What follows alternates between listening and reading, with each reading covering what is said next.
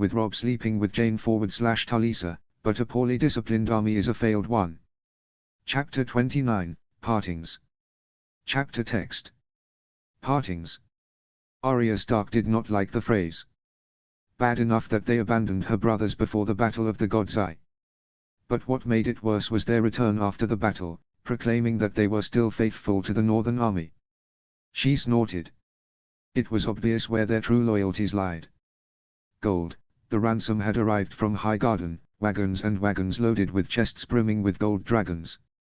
And with that gold, had somehow come the phrase, 24 of Lord Walder's sons and grandsons and 1,000 more men-at-arms. The Blackfish told Arya that Walder Frey's descendants looked like weasels, chinless and snot-nosed, but they were more akin to rats, with beady eyes and grasping claws.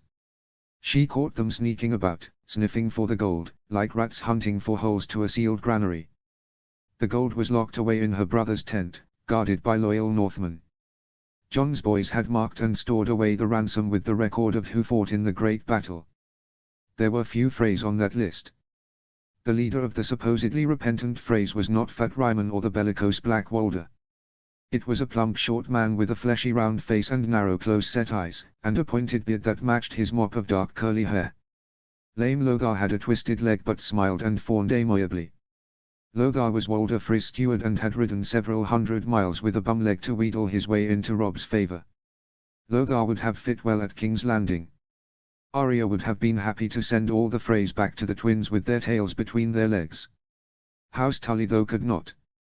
Edmure needed allies if he wanted to protect his lands, and his most loyal bannermen, the Pipers, Vances and Blackwoods, had suffered heavy losses. The Freys had the most soldiers left, and they knew it. Lord Stark, the Lord of the Twins, bids me to greet you warmly and offer congratulations on your great victory. Lothar began. Get on with it. What does he want? The Blackfish barked. A closer alliance and rewards for our house's bravery in battle. Lothar said. Your men disappeared before the last battle. And Lord Walder swore an oath to the Tullys. Why do we need an alliance for what you have already pledged? Robb said. Lord Walder swore an oath to host a Tully. And my house has seen precious little reward in this war. No lands, no honors. We fought for you at the Whispering Wood, Riverrun, Oxcross and the Trident. When the war ends, what will we have gained? Nothing but the anger of the Iron Throne. Lothar said. You will have defended the Riverlands from invaders, just like every other house in the Riverlands. You will have fought for your liege lord, the Blackfish said. Of the Freys in the tent, only Stephen and Lothar did not sneer at the Blackfish's words. Lame Lothar continued without shame. Lord Walder wishes more tangible rewards. Some of the gold from the Reach can be sent to the twins for our efforts. No. Jon spoke up. The ransom is for those who fought at the God's Eye. But thousands of men died there. They do not need any reward. Surely, that gold can be given to swords that can fight, not those who fell. Lothar said. You would rob the dead. The great Jon said. Brave men and women died at the God's Eye. That gold will go to their lands and heirs. They deserve the glory and the rewards of battle. Jon said. You need our swords, Lord Stark. My father can send you 2,000 men. Or he can call back the 1,000 that fought with you at the God's Eye. The choice is yours. Lothar said. Will those men disappear before the next battle? The great Jon japed. Or will they drop their swords and run when the mountain charges? Our men fight as well as any Umber. Black Walder said. Swords can cut down giants. You need a bigger sword, Frey. The small Jon said. In the north, we don't like cowards. And we hate oath-breakers. Robb banged his fist on the table. Enough, sirs. The Tyrell gold will not be sent to the twins. What else does your father wish for? A marriage. Ties between House Frey and House Stark. You are unmarried, my lord, as are your brothers and sisters. The best alliances are sealed by betrothals. Lothar said. My father said we find our true friends on the battlefield. Robb Stark said. House Frey failed me at the God's Eye. I will not marry into your house. Lothar pursed his lips. For the first time, he could not hide his displeasure. Then you leave us very little choice, Lord Stark. But there is another great house present. House Tully. My uncle is Lord of Riverrun. He might accept a betrothal. Negotiate with him, sir. Robb said. Arya realized that the Tullys had been prepared for this possibility. They were far from happy, but no surprise appeared on either the Blackfish or Edmure's face. Very well. I will inform my father. Lothar said. The Freys were not pleased. But then again, neither were the Tullys.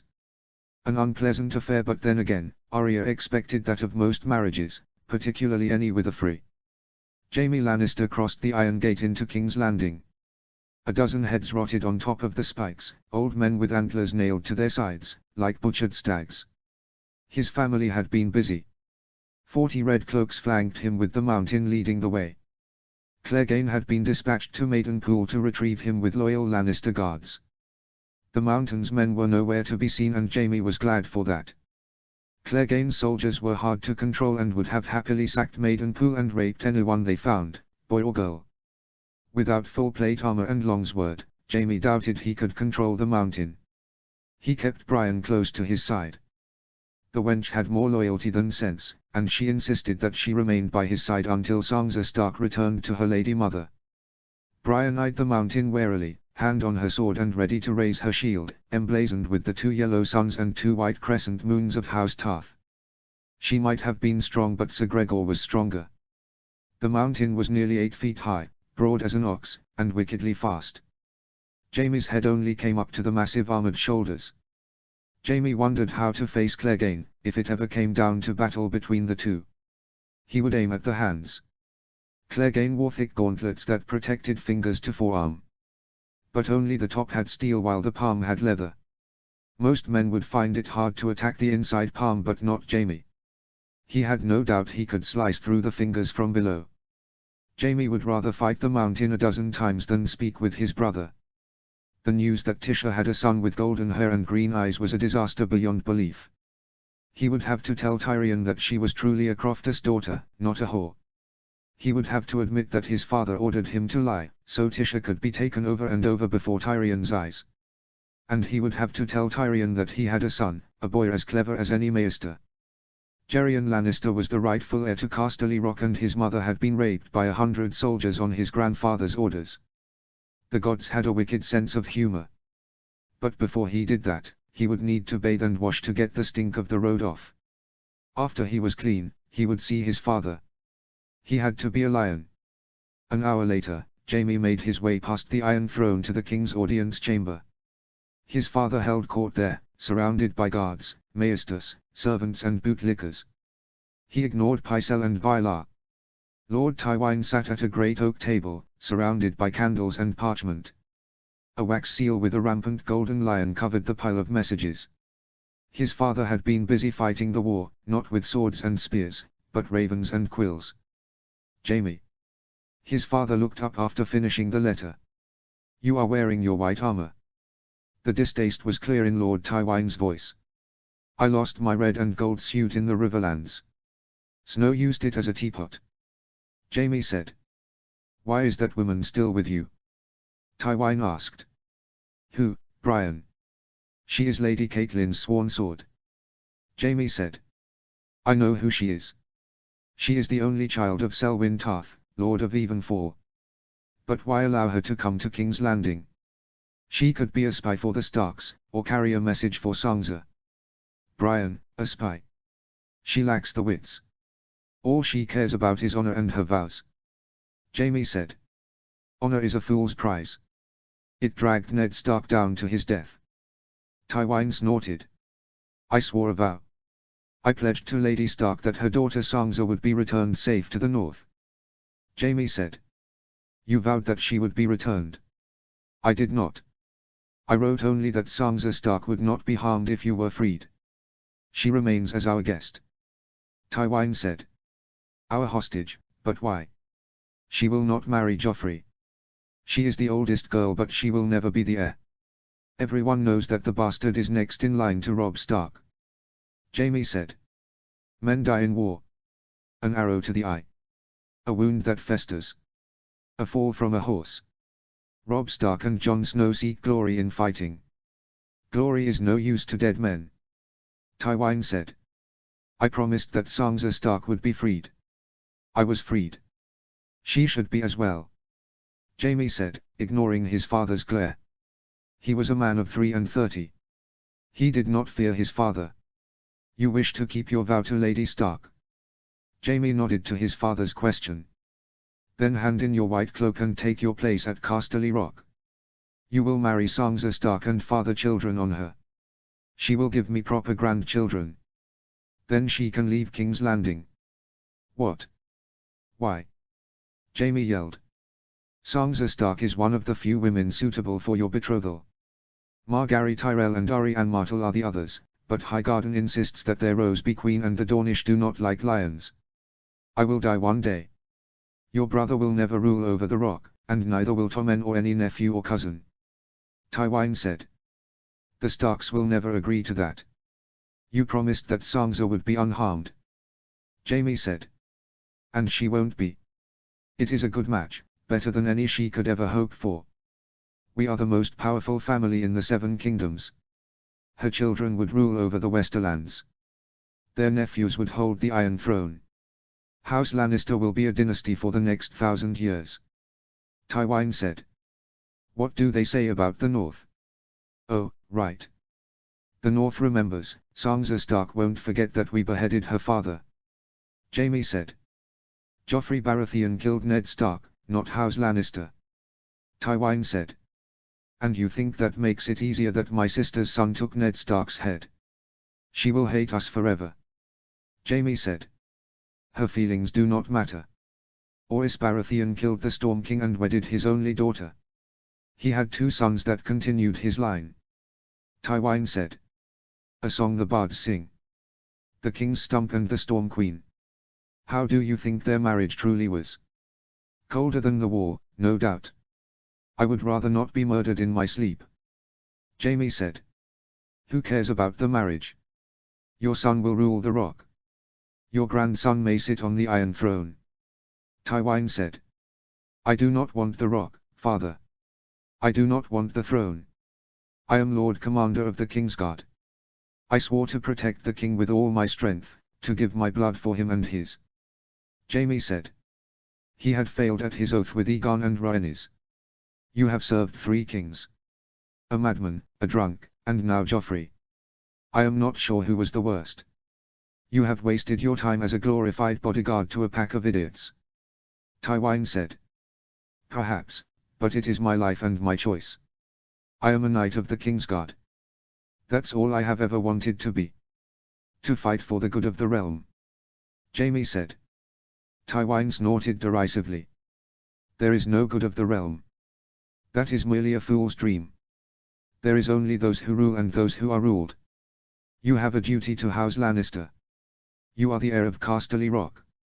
If you wish to protect Sansa Stark, you could marry her and take her away. In time, your children might even mend our quarrel with the North. No, father. I will not do it. Jaime said.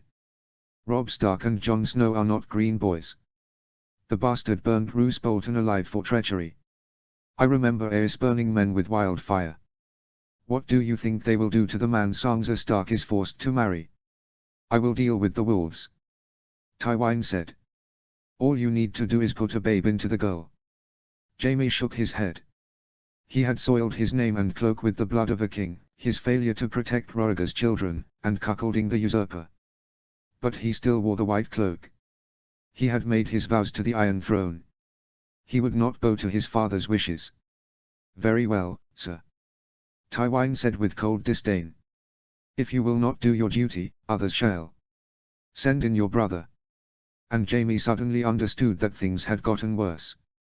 Alra sipped the sour house wine, weak red water from the Reach, at the Blushing Maiden halfway between the harbour and the Street of Steel. She had always preferred the sweet liquor of the Summer Isles even more than Dornish strong wine. The Blushing Maiden was an oddity in King's Landing. It was neither a winesink nor a brothel and catered to those who sailed the seas. Traders, sea captains and merchants enjoyed a drink in the bustling inn, far away from the fetid odors of the docks. Her father and sisters were still 10 days away, trudging through the Kingswood. Alras had taken a smuggler's ship from Planky Town to Driftmark. There, at the town of Hull, she hired a Lysony trade ship to sail to King's Landing with barrels of black tar rum and casks of spiced exotic foods. In truth, the food was salt cured beef and the rum vile to anyone not a sailor but a merchant without goods would stick out like a giant at the docks. Her father warned her that King's Landing swarmed with spies, and that the spider always listened from the shadows. The Kingslayer came through the iron gate this morning. He was accompanied by the Mountain and a giant woman, a weathered and sunburned captain said. They say the Northmen search for Jaime Lannister. How long before they attack King's Landing? A tall gaunt man in purple robes trimmed with ermine asked with only a faint accent. Bravo C, Alras thought. The dark saturnine eyes roved around the room. Not soon. Otherwise the sellswords would spend all their coin. A fat pentoshi with a dozen jeweled rings on stubby fingers said. I will leave this wretched city before the Northmen come. Alras stood up, smoothed down her green brigandine jack, and approached the trio. Sirs, what news of the Riverlands? No news since the battle. Since they slaughtered the Reachmen, the Northern army just sits at the God's Eye, waiting, the captain said. I hear the Tyrells paid them a fortune in gold. 1,000,000 gold dragons to not kill their men. They should have paid the price before the battle, the pentoshi chortled. Why do you ask, young one? The thin man said. I wish to sell my goods on the black water. Are there any ships that can take me? She asked. Are you mad? The lands between here and the God's Eye are empty. Only sparrows would dare face the Northmen, the pentoshi said. Sparrows? Alras asked. Godly men who saw the Riverlands plundered and pillaged.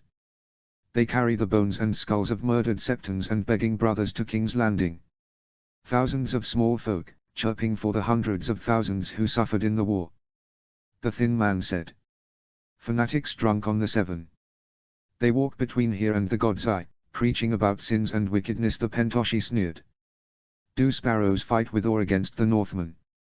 Alras said. Some fight for the Starks. Others say the Northmen are heretics who will sack the Great September. They are on Cobbler's Square preaching and chanting, the thin man said. Alras bought a round of drinks and slipped a stag into the wench's sweaty hand. She waited for a beat, and then left the blushing maiden. Minutes later, the Bravo Sea followed. Silent as a spectre, she edged past the gold cloaks patrolling the Great September. The guardsmen thumped their short spears on stone to discourage the men lurking around the white marble building. The men were bony-faced and barefoot, garbed in homespun brown and dun garment belted with hempen rope, a stark contrast to the plump white-robed septons waddling up and down Visneur's hill. There was trouble brewing with the faith of the Seven. Even a blind man could smell that in the strange mix of dirt, sweat and perfume wafting through the plaza. She stopped and ducked behind 3 plaster statues, worn down by bad weather and grey smog. Alras only recognized Septon Bath, who gave the realms 40 years of peace, as the hand. She had walked up the hill, and then would head down through alleys and back streets to Cobbler's Square. Alras looked around carefully, and decided that there were no spies behind her. She did not know the Bravo Sea hid behind a large pillar. She waited for the guards to make a full circle before she left the September. Alras smelled Cobbler's Square even before she heard the loud bickering voices. An angry sparrow harangued hundreds of small folk, declaring that godless heretics and demon worshippers were to blame for all their misfortunes. The diatribe was interrupted by the hissing of other men, some with rainbow cloaks and rainbow swords on their shields. A large clump of dung flew through the air and hit the preacher flush in the face. The screed stopped, to be replaced by a scrum of pushing and shoving sparrows. Why are they fighting? She asked the Septon standing next to a donkey laden with turnips and beans. He was tall, even hunched over, with leathery hands and bare-weathered feet. Why does any man fight? The stooped man said. The will of the Seven. Alras snooked. The Seven have very little to do with it. Men fight for a lord who does not know their names, for reasons they do not understand, and for a spit of land they and their masters will never hold. Men go off believing in songs only to find misery. Better to stay at home with their sheep and goats. The Septon said. I am not asking why all men fight. Why do those two? Alras said, pointing at the Septon with the cow patty still smeared to his face, and a bellicose knight facing him. Septon Moon claims that Jon Snow is a sorcerer who uses magic to beguile and corrupt men. The knight, Sir Raymond Mallory, thinks Septon Moon is full of shit, which is why he threw the cow dung at his face. Mallory fought with the wolves in the Riverlands. The knight says the only demons are the Lannisters. And he is still alive. I doubt the Lannisters like his words. Alrez said. Half the city hates the Lannisters. The other half believe Tywin Lannister is the only man stopping the Starks from coming to King's Landing and murdering them in their sleep. Alrez bit back a response. Tywin Lannister had done that exact thing. He ordered his men to sack the city, dragging women from their beds and murdering children. Unlike King's Landing, Dorne had not forgotten. And what does Septon Moon plan to do besides rant in a square? The fool means to confront Snow. He intends to march with a band of poor fellows and demand that the wolves use no more sorcery. Perhaps I can help him in his crusade. Alrez found the rabble-rouser after the brawl ended. The preacher was surrounded by a coterie of hedge knights with 7 pointed stars tattooed on their faces. Moon was a large man with a fat face and a loud voice. He had wiped away the cow patty from his beard, but still smelled of shit. Then again, most sparrows stunk. Alrez touched the figurine in the doeskin pouch. Before she could take it out, they saw her. Who are you? Septon Moon said. Mysaria. A trader from Lies who hates wizards. Alrez answered. Lies. I thought all of the men of Lies had pale skin and gold hair. Moon said.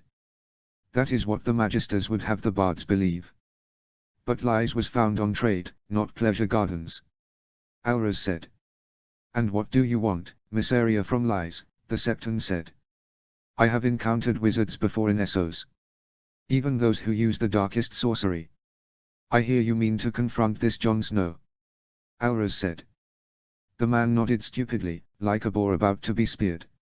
How will you defeat his magic? The Father will provide. We have faith, the giant man thundered. And Jon Snow has brains. You will be in chains before you get 1,000 feet near him, Alrez thought. In Lies, we have to protect ourselves from warlocks of Karth and the blood midges from the east. She took out the figurine. This will give you protection from spells. Moon grabbed the golden wood carving in his meaty hands. The creature had a woman's face and breasts, the body of a lion, wings of a hawk, and the tail of a serpent. What is this thing? A sphinx. In Essos, a Valyrian sphinx can protect you from black magic. Alrez said. Truly, from spells. They say that Bastard of Winterfell can summon storms and control wolves. That is how he defeated the Lannisters and the Tyrells. Moon said. Take the sphinx. But be sure the Northmen know that you were blessed by a sphinx in King's Landing. Tell Snow the sphinx is the riddle, not the riddler. He will know what those words mean. Alrez said. I will march to the God's Eye and confront this wizard. He will be pissing in his breeches when he sees me. The big Septon laughed to the delight of his followers. Alrez smiled. If anyone pissed out of fear, it would not be Jon Snow. Her work was done. Moon and his lackeys would deliver the words. Arya resisted the urge to punch her brother in the chest. For one, she was not a little girl visiting the crypts of Winterfell for the first time, when Jon, covered in flour, pretended to be a ghost moaning for blood. How they had all laughed at the prank, Jon and Robb, and then Bran and Arya. Sansa had run shrieking for the stairs. It was one of her fondest memories, and always brought a smile to her face. She needed that today to salve her frustration. She waited to speak to him. Lines of prisoners were scattered about, waiting to board the riverboats on the shore of the God's Eye. Small folk, eager to earn coin, swarmed over the ships, fixing sails, loading provisions, and repairing decks for the trip south to the Blackwater Rush. Arya glared, and Jon, aware of his sister's skull, dismissed the boys to their work and made his way over, Ghost by his side. You look angry, he said, with a wisp of a smile. What are you doing? Arya said pointedly. Jon quirked his eyebrows and gestured to the dozens of boats serviced by the Wintertown boys and the villagers. There are thousands of prisoners. Some can head south on foot or horse, but it would be better to send many by the river. They can disembark near Tumbleton or continue on to King's Landing. That's not what I mean. Arya hissed. Why aren't we doing anything about Sansa? Why don't you convince Robb to march into the Crown lands? And do what? Even with the Karstarks, we had only 10,000 men. King's Landing has high walls, and the Red Keep even higher ones. Marching is no good if it leads to defeat. We have to free Sansa. We can't leave her in that hellhole. Arya said stubbornly. I take it you don't think Jaime Lannister will keep his oath. Arya snorted. Do you believe that? I have met Cersei and Tywin Lannister. The whole family is rotten. Joffrey ordered Sansa beaten by his guards even when the Kingslayer was a prisoner. What will they do to her now? Jon sighed. Nothing good. But we would need a much larger army to storm the city. Or. He scratched his chin thoughtfully. Arya, how well do you know the Red Keep? Well enough. I don't know all the guard towers, but the castle is smaller than Winterfell. We stayed in the Tower of the Hand for 4 moons, before Robert Baratheon's death. Arya said. They killed Lord Stark 3 moons later. How did you escape the Red Keep? And where did you stay for that time? Jon asked. Arya's eyes turned wet. The Queen sent guards to capture me. Ciri O'Forel, my dancing master, held them off. He only had a wooden sword, and it was useless against Meryn Trant's plate armor. Ciri told me to run. I fled into the tunnels under the castle. There are lots of them and they led me to Flea Bottom. I found my way by following a path that led me past a skull of the dragon, the biggest one I could ever imagine. When the Targaryens ruled, the dragon skulls were hung on the walls of the throne room. And the greatest was Balerion the Black. They say his jaw was large enough to swallow an Ebenese mammoth and his teeth longer than a bastard sword. Robert Baratheon must have moved the skulls into the cellars. Jon mused. I begged for food in Flea Bottom. But at night, I returned to the tunnels. I felt safer there than in the streets of the city. Arya said. Weren't you concerned the guards would search for you under the castle? Jon said. Arya shook her head. The tunnels stretch forever and in many directions. It would be easy to get lost. Without the chamber with the dragon skulls, I would have never found my way out. Some are so small that you have to crawl on your hands and knees. I only knew one passage well and there are dozens. Her brother's eyes narrowed in deep thought. What are you thinking, Jon? Do you have a plan? A glimmer. A shadow of a plan. Jon scratched his cheek. I need more time to think it through. A few men might do what an army could not. He is trying to kill me. Tyrion slammed down the silver goblet on the table and proceeded to drink directly from the decanter of sweet wine. The purple drops stained the necklace of linked golden hands. It's not even noon. Do you really need to drink so much? Jaime complained. The 2 brothers had walked back to the Tower of the Hand after the conference with their Lord Father. The wine helps him think. A wiry black-haired man said. And who are you? Jaime asked. Bronn, my lord. I am the Hand's sworn sword. Any good with the blade? Jaime said, looking at the well-oiled longsword and short dirk, hanging from Bronn's belt. Your brother's alive, isn't he? The sellsword smirked. It wasn't easy to keep him that way. Thanks to my father, I won't be alive for much longer. Tyrion guzzled down the upper gold. The Starks are going to kill me.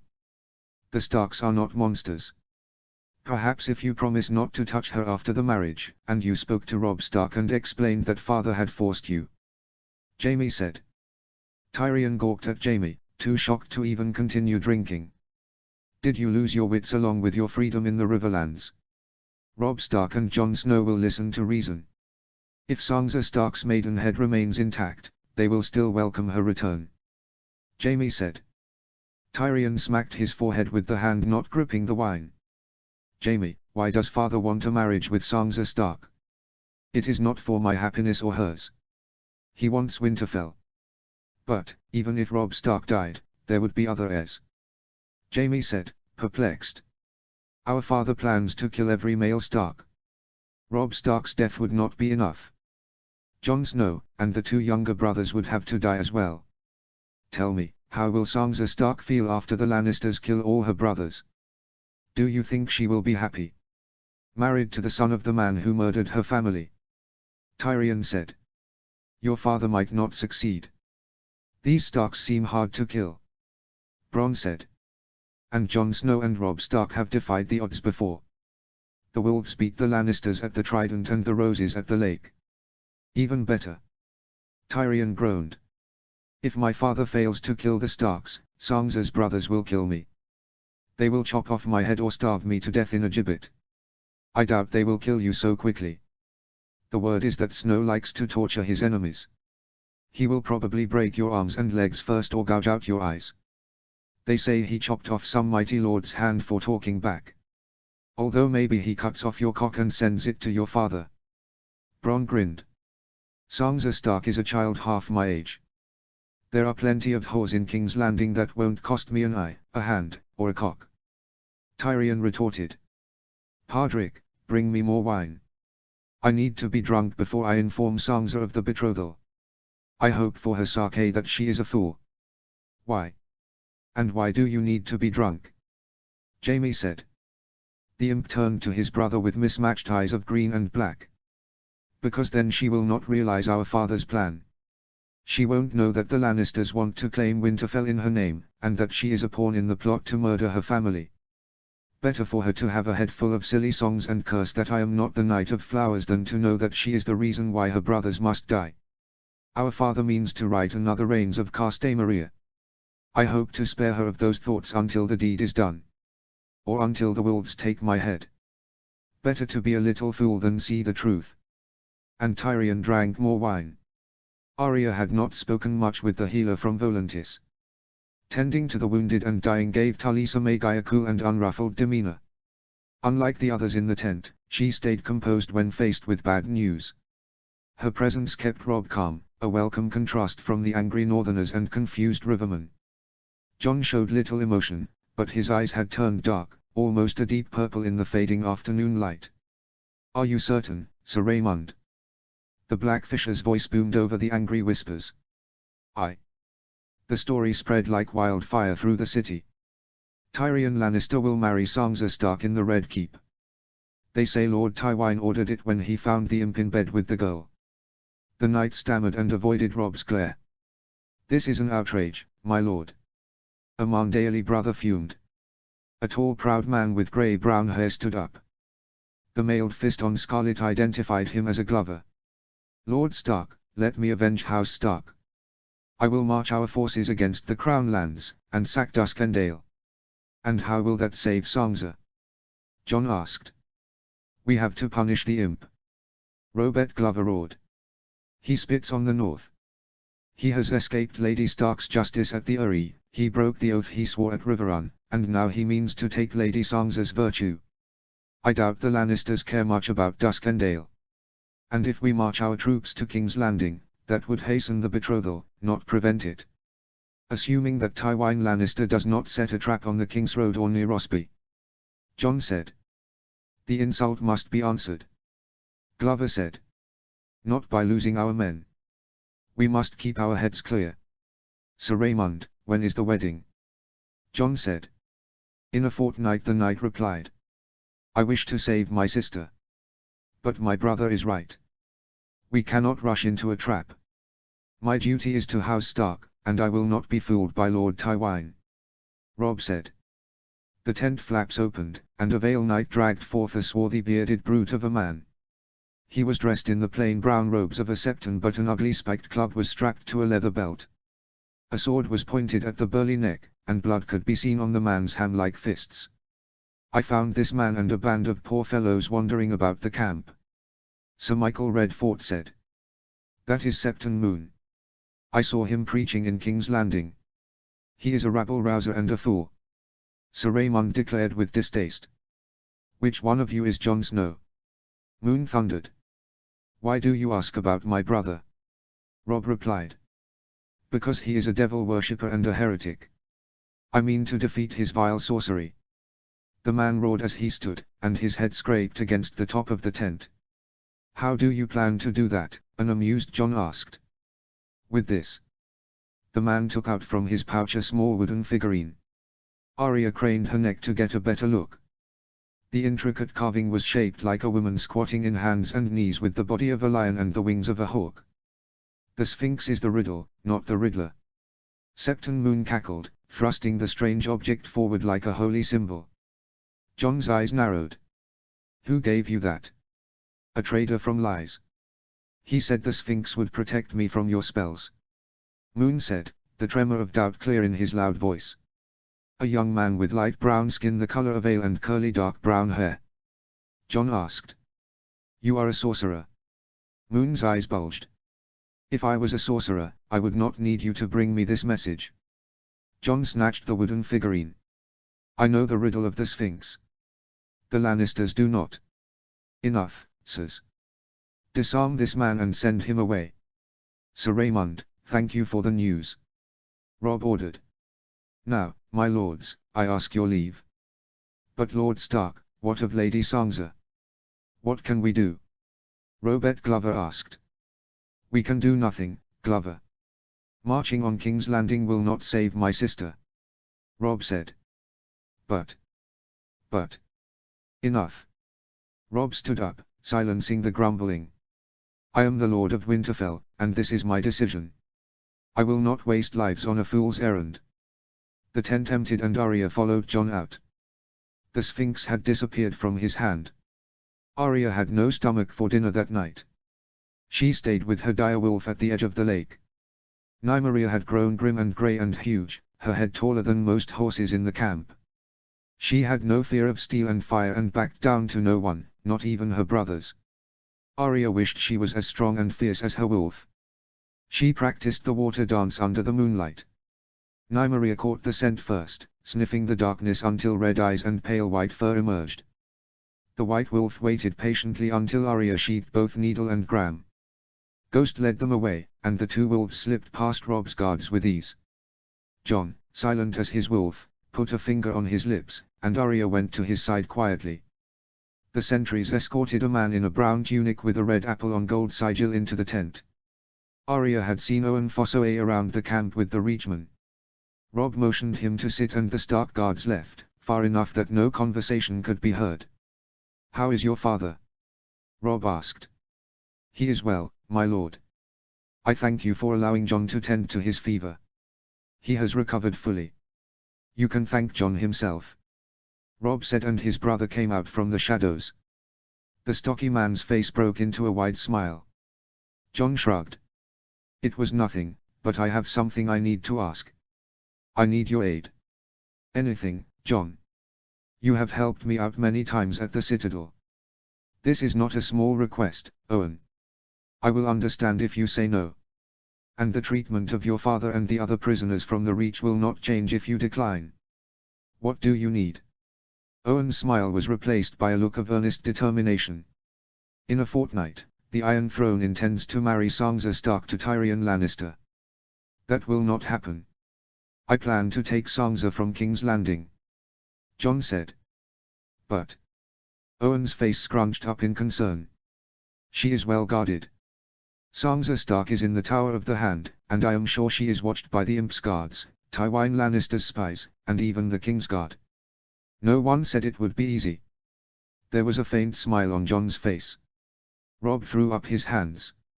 It's a crazy idea. And I think my brother is insane. But he believes that with the right team, he can steal Sansa from the Lannisters. The right team? Owen asked, puzzled. John placed down the wooden carving. Alras is in King's Landing. But I need your help. I need you to act as my eyes and ears in the Red Keep, and your silence. You cannot say anything to the Tyrells, and you will have to help on the day of the wedding. Owen goggled. You mean to take her then? But that's when she will be watched the most. But also when the keep will be the most crowded. There will be many visitors, guests and guards at the castle.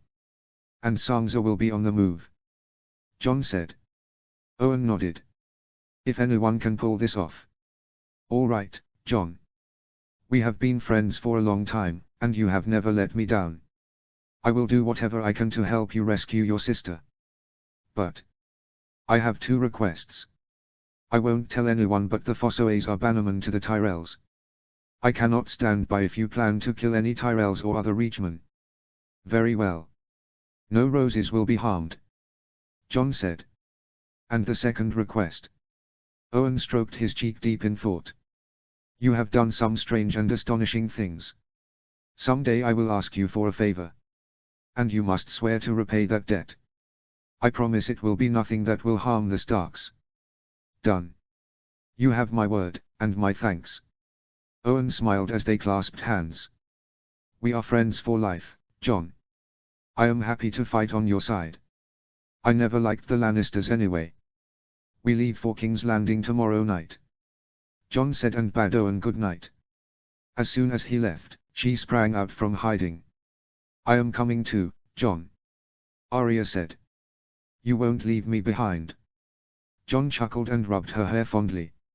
Of course you are, little sister. Robb could only shake his head in dismay. Crows and ravens caught and croaked near the gold-tinted window. Darkness had fallen over the city, but torches and lanterns flickered in the towers of the Red Keep. Sansa wondered if the birds also stared at the comet burning in the night, the color of blood and flame and sunset, and brighter than the moon. Maester Wolf had spoken of stars with tails lost in the heavens, but old Nan would have scoffed. A red star burned in the sky 300 years before, a year before Aegon and his sister wives had conquered Westeros. Sansa wondered if a dragon would fly again over King's Landing. Sansa Stark looked down from the high window. The Tower of the Hand stood alone at the western edge of Aegon's Hill, away from the massive drum towers crowned with iron ramparts and bristling with catapults that guarded the Blackwater Rush and Bay. A Sommer Tyrion told her 2 nights ago of the wedding, jesting that he would be the Florian to her jonquil.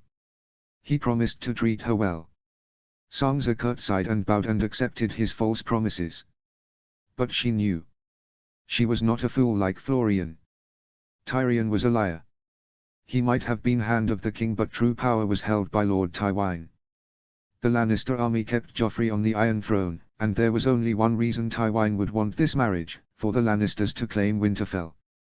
But that could only happen if Robb was killed, and Jon, and Bran, and Rickon. The Lannisters might even murder her mother. So long as she was wedded to a Lannister, the threat to her family was real. Even if the Starks retreated north, Lord Tywine would send assassins to push a claim to the north in her name. Sansa stared at the ground, 150 feet away. It would only hurt for a short time, she thought. She would fly through the air like a bird until hitting the ground. And she would see Lady again and her Lord Father. Would he forgive her? Would he absolve her betrayal of his plan to the Queen? She had been in love with the pageantry of the court, the lords and ladies glittering in silks and velvets and gems, the tournaments and the fine feasts. The only cost was Ned Stark's head, her freedom and a war that consumed the Riverlands. Sansa leaned forward, her hands grasping the cold stone. Her mother would be sad, but Arya and her brothers would understand. She would see father soon. Stop, little bird. A rough voice rasped behind her. Why should I? Sansa said. What is left for me here? Sandor Clegane grunted. The little lord is not the worst of the monsters here. He won't beat you. Sansa stepped her right foot onto the window. And you will never get revenge. My brothers will do that for me. They will take Joffrey's head if they reach King's Landing. Sansa said. Maybe, or they might go back north. The wolves have won the battles but lost many men. And it is hard to breach the city walls. Only one way to be sure about revenge. To get it yourself. Sandor said. Sansa turned to her bodyguard. What would you know about revenge? Clegane laughed like a snarling dog trapped in a pit. He pointed at the left side of his face, cracks on his cheek of dead black flesh, a mass of scars around his left eye, and burns that reached from his ears to his throat. My brother did this to me when I was 7. The village woodcarver gave me a toy for my name day, a wooden knight. I hid it from Gregor, and when he found out, he shoved my head into burning coals and held me there as I screamed. One day, I will kill him. My sword will be the last thing his eyes ever see. How old are you now, sir? Sansa asked. I am no bloody sir. 2 and 9. Sandor said. So it has been 22 years, and you haven't gotten revenge? Sansa asked. It is not easy to kill the mountain. Clegane barked. And it won't be easy to bring Joffrey down. But the day he falls, won't you want to be alive? To see him dead or beaten by your hand or another? My brother killed my father, and raped and murdered my sister. She was younger than you are now. Every day, I think of how fucking happy I will be when the mountain is gone. Sansa hesitated and stepped away from the window. But how? Joffrey is protected by guards. There are gold cloaks and red cloaks. Sandra took her dainty hand into a giant studded leather glove. Don't know. But you can't do anything if you are dead. Clegane poured her a goblet of wine and stood next to the table, between her and the window. He won't let me jump, Sansa realized. The hound had saved her, or perhaps proved only that she was a coward. In the end, she was just a little bird, caged by the lions. Are you certain of your plans? Robb asked. The ships had been loaded full of prisoners and would sail south after sunset to the Blackwater Rush. Arya and Jon would go with Owen Fossoway on the Wolf Wind, captained by loyal Mandaery men and a few Wintertown boys. Certain? No, but I would trust Owen with my life. And Alras is a good friend and clever. Jon replied. He gave Ghost a tug on his pale shaggy fur and hugged Nymeria goodbye. Dire wolves had never been seen south of the God's Eye. I wish we knew more. A few tunnels underneath the Red Keep, and 2 spies in the city. That is hardly enough to bet your life. Robb protested. If we knew more, the Lannisters might suspect our coming. 2 things have worked against us. The Tyrells joined the Iron Throne and your mother released Sir Jaime. The Lannisters believe they are winning, that we must sing and dance to Lord Tywin's tune. Either we march our troops into the Crown Lands or we abandon Sansa. We need to change the game. When you raced down to Riverrun with only the horse, the North won because of speed and surprise. Just think, Robb. What could you do if Sansa was free and not trapped in King's Landing? Jon said. I could go anywhere in Westeros. I could send the army back north, or siege Casterly Rock, or even march to the Stormlands and attack King's Landing north through the Kingswood. If we have Sansa, the Lannisters have no hold over us. We can starve them in their castles. We can go home to Winterfell. We can strike anywhere. We can force them to defend and their men are all trapped in King's Landing. Jon said. It is a good plan but dangerous.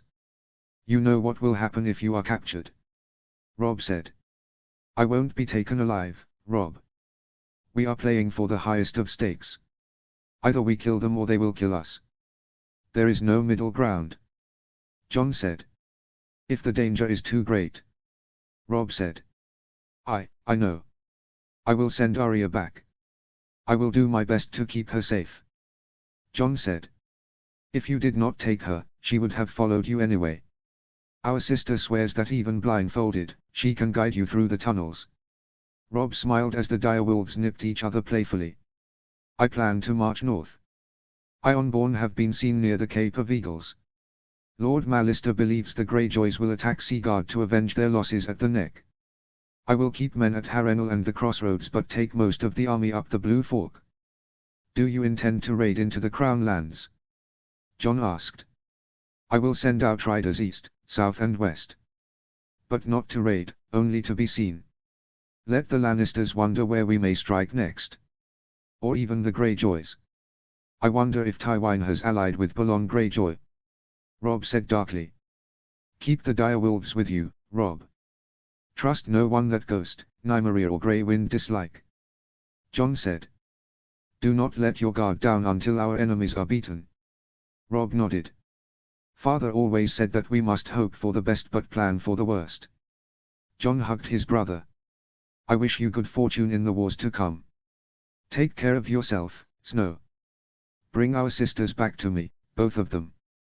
The brothers parted as night fell over the cold steel waters of the God's Eye. Above them, the comet burned blood red, fire red, a bloody blade pointed at King's Landing. Jon boarded the Wolf Wind and headed south. Author's notes. Lothar Free is the one who comes to negotiate for Walder after Robb marries Jane/Talisa. He is noted to be cunning and well-spoken. For some reason, lame Lothar was one of the 6 or 7 to launch Hoster Tully's death boat. Of course, he was instrumental in the Red Wedding. We find our true friends on the battlefield. This is probably the biggest problem with Season 8. Ned Stark believes this, why don't Jon, Arya and Sansa? Like her or not, Daenerys Targaryen is the only reason why the North has any chance against the White Walkers. It makes total sense for Edmure Tully to marry. His father just died, he needs heirs. It is also an interesting point that House Free, because they are quite secluded, would not suffer any impact from the Mountain and other Lannister raids in the Riverlands. They started as the strongest house, by swords, and their relative advantage increased during the war. There is a chapter where Tyrion captures Baratheon loyalists who name themselves Antlermen and try, pitifully, to rebel against the throne. Their heads are catapulted at the enemy in the Battle of the Blackwater. I suspect there is some historical analogue to this. Otherwise it is a detail that GRM really doesn't develop.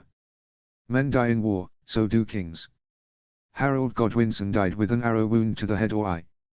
Richard the Leon-Hearted was hit by a crossbow bolt and the wound turned gangrenous. He died 10 days later. And Richard III was forced to dismount after leading a cavalry charge. Then he was surrounded and hacked to death by halberds. In the books, when Jaime first comes back to King's Landing, his father tries to get him to marry Margaery Tyrell. Tywin seems to think he can get Jaime to marry Margaery and Cersei to marry Oberyn. I see Tywin as an incredibly overbearing parent who views his children as prizes for his glory. In the TV show, Jaime is willing to marry if Tyrion is spared and sent to the Night's Watch. Tywin wants heirs. Sansa Stark has optionality. If he can kill Robb and Jon, she has a claim to the north.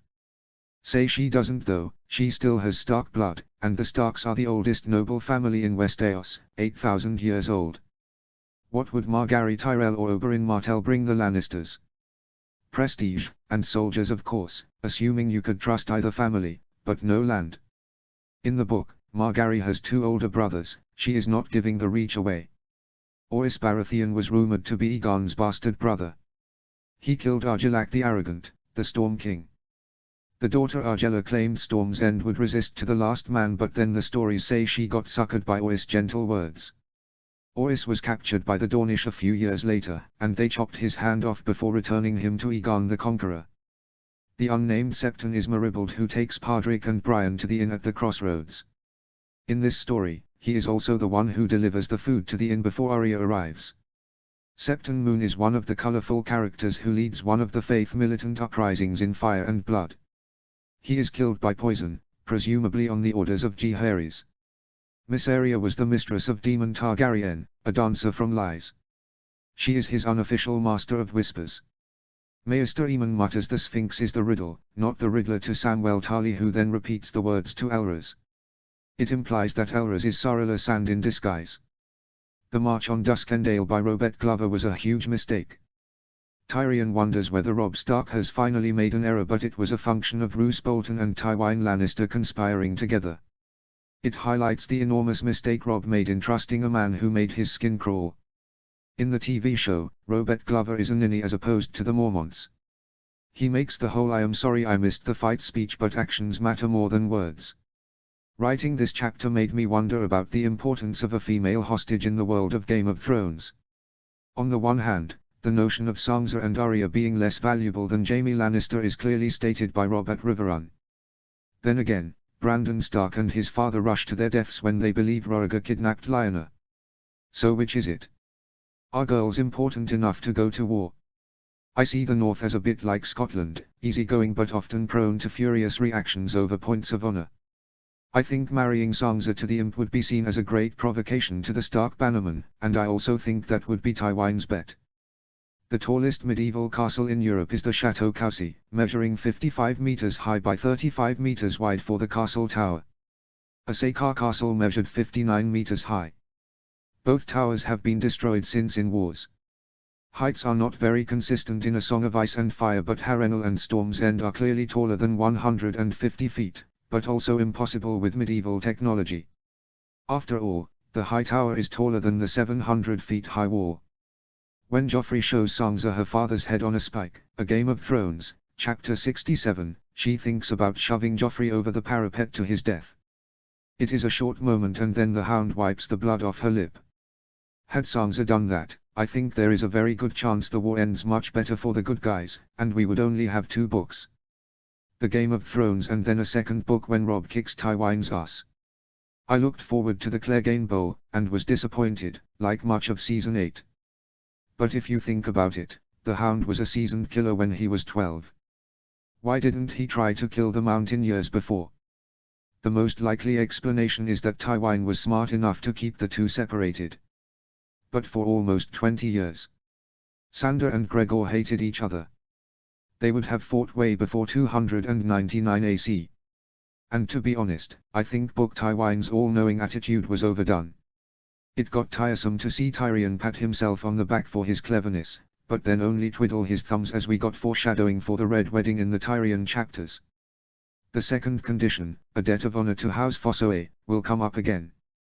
But not for many chapters. Jon is asking a lot from Owen, and Owen does the same down the road. Owen's favor will be a bigger request than stealing into an enemy city and rescuing a sister. I wish you good fortune in the wars to come. These words are not lucky. Arthur Dayne said them before the Tower of Joy battle. Mance says it to Stannis before he is executed. Jon says it to Daenerys at Eastwatch. In this story, Jon and Robb make a good team. It is not a good idea for them to split up. Chapter 30, Secrets. Chapter text. Secrets. The boat bobbed against the water, as sharp winds blowing west fought the river currents. The Wolf Wind had sailed 2 nights and a day, and the journey was far more pleasant than the hurried flight with Yoren from King's Landing. Then, the roads had been little more than shallow ruts through weeds, and the food scarce: blackberries, corn, and apples foraged by Arya, Gendry, Lomi and hot pie after the hard bread, salt fish and cheese had been devoured. The prisoners of the Reach ate far better than recruits from the Night's Watch. Cabin boys dished out warm bowls of porridge with milk and dried apples at all hours, and the cook made a hearty white stew from crabs, mussels, and 3 kinds of fish, purchased fresh with silver stags and copper stars from fishermen plying their trade on the rush. Loaves of crusty bread were warmed on hot coals, and served with crocks of churned butter and dark-colored honey. The war seemed far away as villagers haggled over the price of a bounty of trout and pike, eager to row back before nightfall. Fossoe, Oakert and Hightower prisoners paid their respects to the boat crew and were treated in kind. She caught her brother and Owen playing Sivas and reminiscing about their adventures at the Citadel over a jug of sweet cider. The devastation in the Riverlands, trampled fields, ruined homes, sacked septs, and rotting corpses hung from trees, had faded as they went south. Arya did not like this creeping peace. "You look troubled," Jon said, as the last small folk dipped their oars to head for the shore. He handed her a mug of honey mead. Arya bit her lip nervously, looking around to see if anyone was close. Jon waited patiently until she realized that Chet and a few other boys formed a shadow guard around the forecastle. She leaned over the boat bow, her eyes facing east, and away from her brother. "Why aren't we doing more?"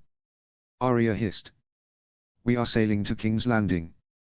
We will be there in 3 days." "But..." She turned her head to Jon. In the sky, the red comet glowed. "Isn't there anything to do now? Plans to make? Preparations?" Jon shook his head. "All that must wait. The rescue is 3 things. Find Sansa, take her, and escape the city. We need to wait and see. It would be foolish to plan now. But we know she is in the Tower of the Hand, guarded by the imp." Arya insisted.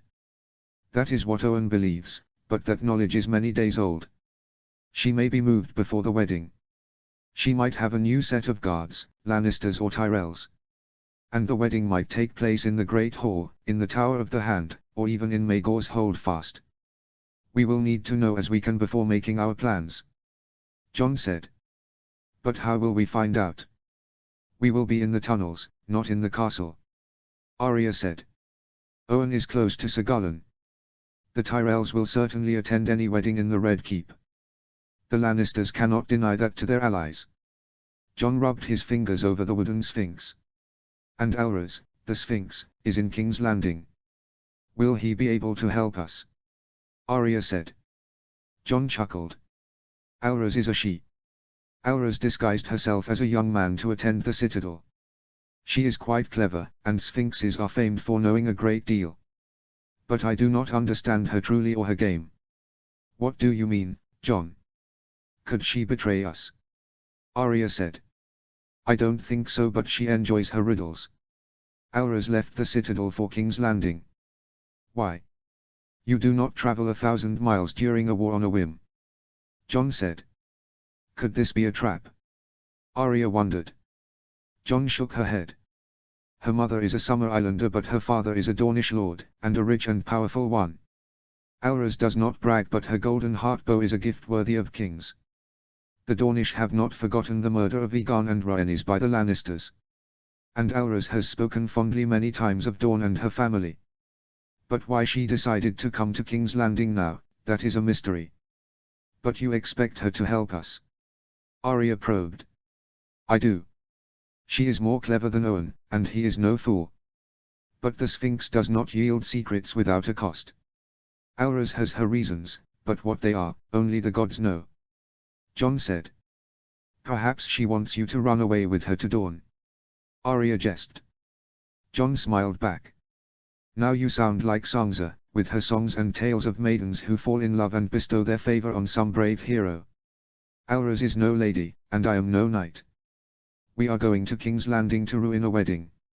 Like Dunk and Egg in one of their adventures. Arya said impishly. She loved the stories of the Hedge Knight and his squire who grew up to be an unexpected king. I doubt Sir Duncan or Aegon would lie, cheat and steal their way to glory. But we will do what we must to free Sansa. And now, you should rest, little sister. No practicing with needle or gram. We must be well rested when we arrive. John said. The rapid currents of the black water rushed them to King's Landing. The serving maid blushed as Alras pressed a shiny silver stag into the outstretched hand. A smile from the comely black eyes dismissed the pretty girl, as she rushed back to the bar with empty tankards. Alras nursed the nut brown ale slowly. She had visited several wine sinks and taverns the last few days, on the Street of Sisters connecting the Hill of Rhaenys and Visnya's Hill. Away from the Red Keep, there were fewer gold cloaks, and more grumbling with the Iron Throne. But men and women always complained about kings. Only a few were insolent and strong enough to defy them. The shabby inn on Eel Alley rested halfway between the Alchemists' Guild and the Great September of Baelor. Alras hoped to hear talk about the Queen and her two brothers, but the taproom was unpromising. No fat septons slummed here, looking to break their vows by getting drunk before visiting the brothels on the Street of Silk to the west. And only a few pallid men with brown leather robes and cowls drank under the watchful eye of an old crone. Maester disliked pyromancers for many good reasons, one of which was that the zealots rarely talked about anything but the glories of wildfire. She doubted they knew any useful gossip. A plump shadow blocked the torchlight, smelling of rose water and lilac. Soft white hands reached for the rickety chair, and a bald man with a round moon face, dressed in rich yellow and orange damasks, sat down. Try the hissing eels. They are quite good here. I would rather have roast fowl, well crisped. Alras said. Then you should go to a nicer inn. This one is known for its eels. Missaria, I presume. Alras raised one eyebrow, but the smooth brown face betrayed no emotion. Who wants to know? The plump man smiled. Missaria is a woman's name. An unwashed septon might not know, but I was born in lies. An odd name you chose. Missaria was the mistress of whispers to Prince Daemon, but her skin was as pale as milk. Yours is not. Then I doubt this story is true. Why would I hide as a woman? Alras smiled. I am just a trader from Lies, looking to sell rum. Rum to the Riverlands. The man mused. Rum is a drink for sailors. Ironborn. Pirates and those who need to be drunk to brave the seas. Why sell rum on the black water?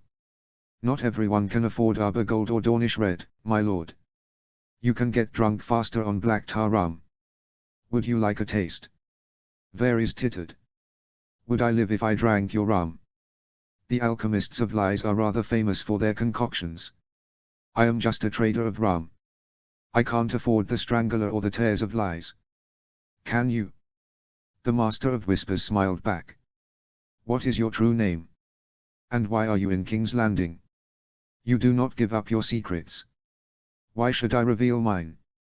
Varys stood up to leave. his soft hands clasped behind his back. "My trade is secrets, my lady. We will meet again, and then I will know more." Alraz smiled, her large black eyes on the eunuch's back. Her voice was too low to be heard. "Perhaps, Lord Varys. I might learn your secrets as well." Servants scurried through the Tower of the Hand, and Tyrion wondered how many were spies. He had little choice in the wedding and none in the preparations. The marriage, Lord Tywine decreed, would reflect the glory of the Lannisters. There would be tumblers and singers, pipers and jugglers. 24 courses would be served, but his father had warned him not to get drunk that night, at least until the bedding. That would be a hard order to follow, Tyrion grimaced. Podrick had poured out 1 bottle of wine already that morning. No doubt his father would hear if he emptied a second bottle before noon. Tyrion. His brother strode past several of Bron's hired killers, resplendent in a white cloak and plate armor. Jaime's wary eyes swept through the small hall. "What in the 7 hells? Our sweet sister sent over her seamstresses this morning. Stewards are measuring space for adding benches and tables. The Tyrells have offered their cooks. Quite a gift, given the size of Mace Tyrell's belly. My private chambers have been taken over by a small army of lickspittles. Luckily, only Sansa needs to be fitted for her robes and dresses. I will be wearing the usual Lannister gold and crimson." Tyrion said. "Why are there so many guards?" Jaime gestured to the heavily armed and armored fighters standing at the wooden door of the Solar. "Oh, those 4. Tyrion sipped the Arbor Gold. "They are here for Sansa. The shorter one is Loras Tyrell, here to defend the honor of his sister's new lady-in-waiting.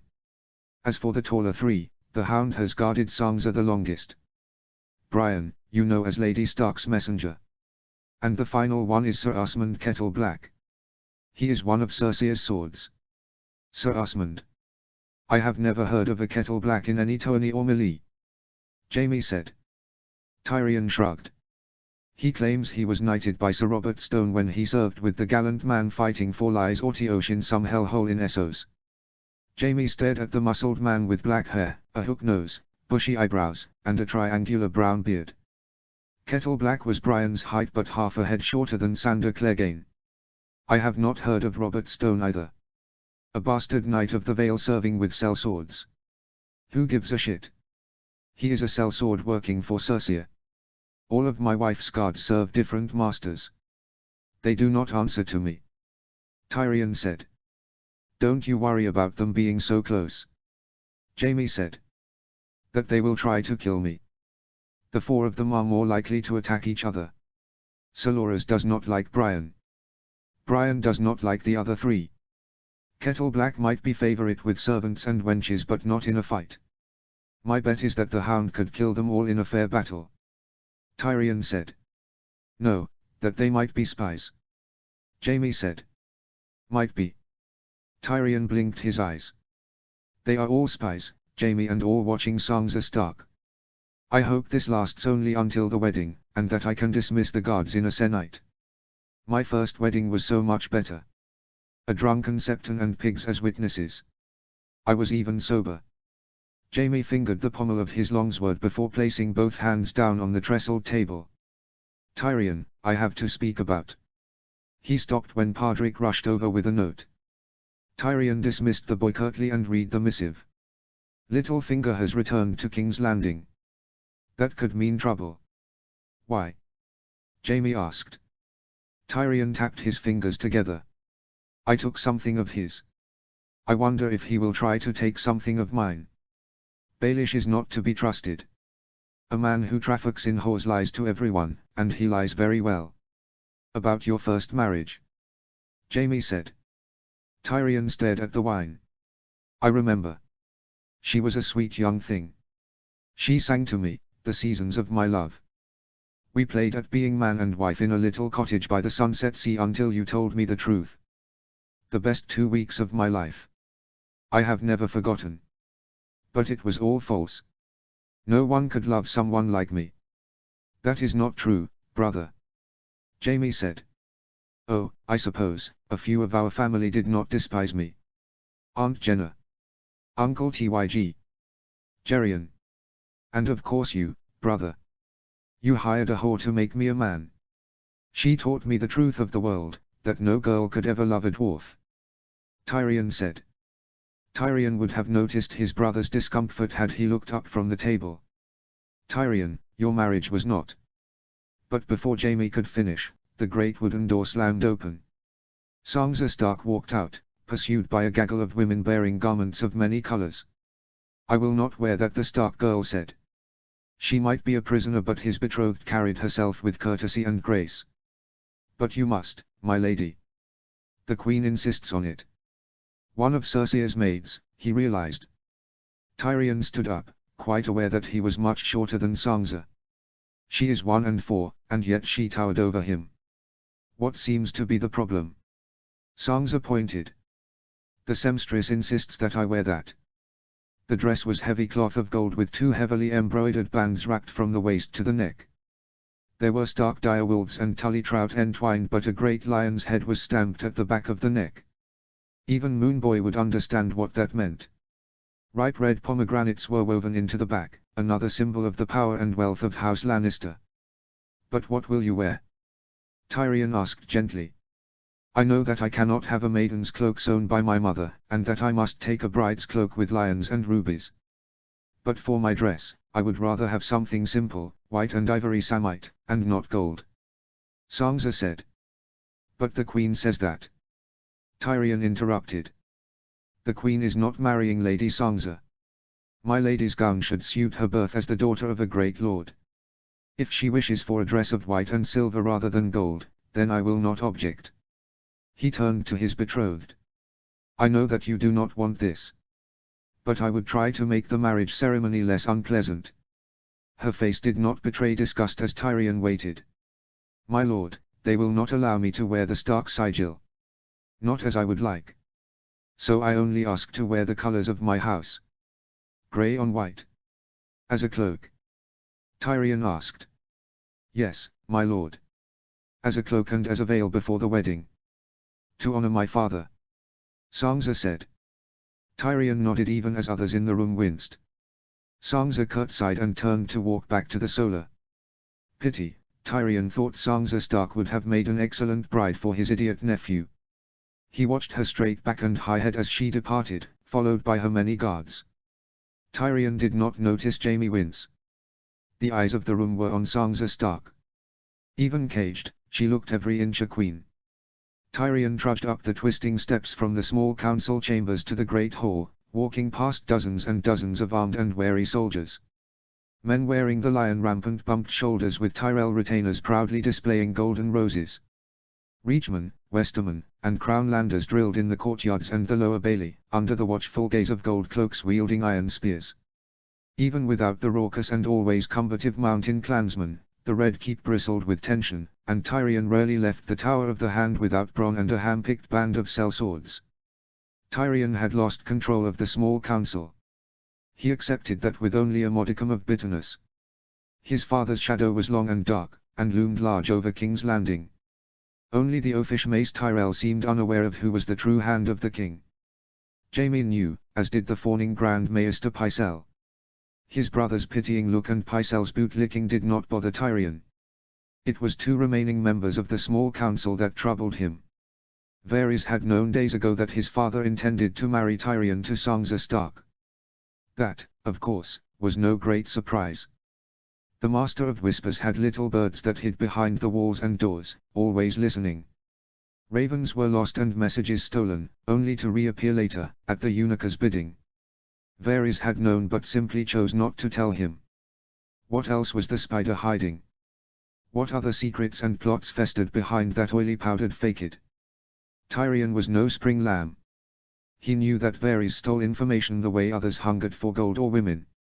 No thief gave up their treasures willingly, but he could no longer rely on the eunuch. That was a pity. He had hoped to set Varys against Baelish, and that the spider's web of spies could keep the Master of Coin in check. For it was Littlefinger that worried him more.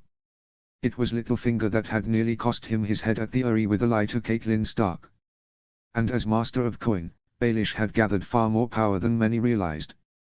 The harbour masters, the tax agents, the toll collectors, the ship pursers, They were all his men, many appointed in the last 7 years, merchants' sons and bastards of minor lords dancing to Littlefinger's tune.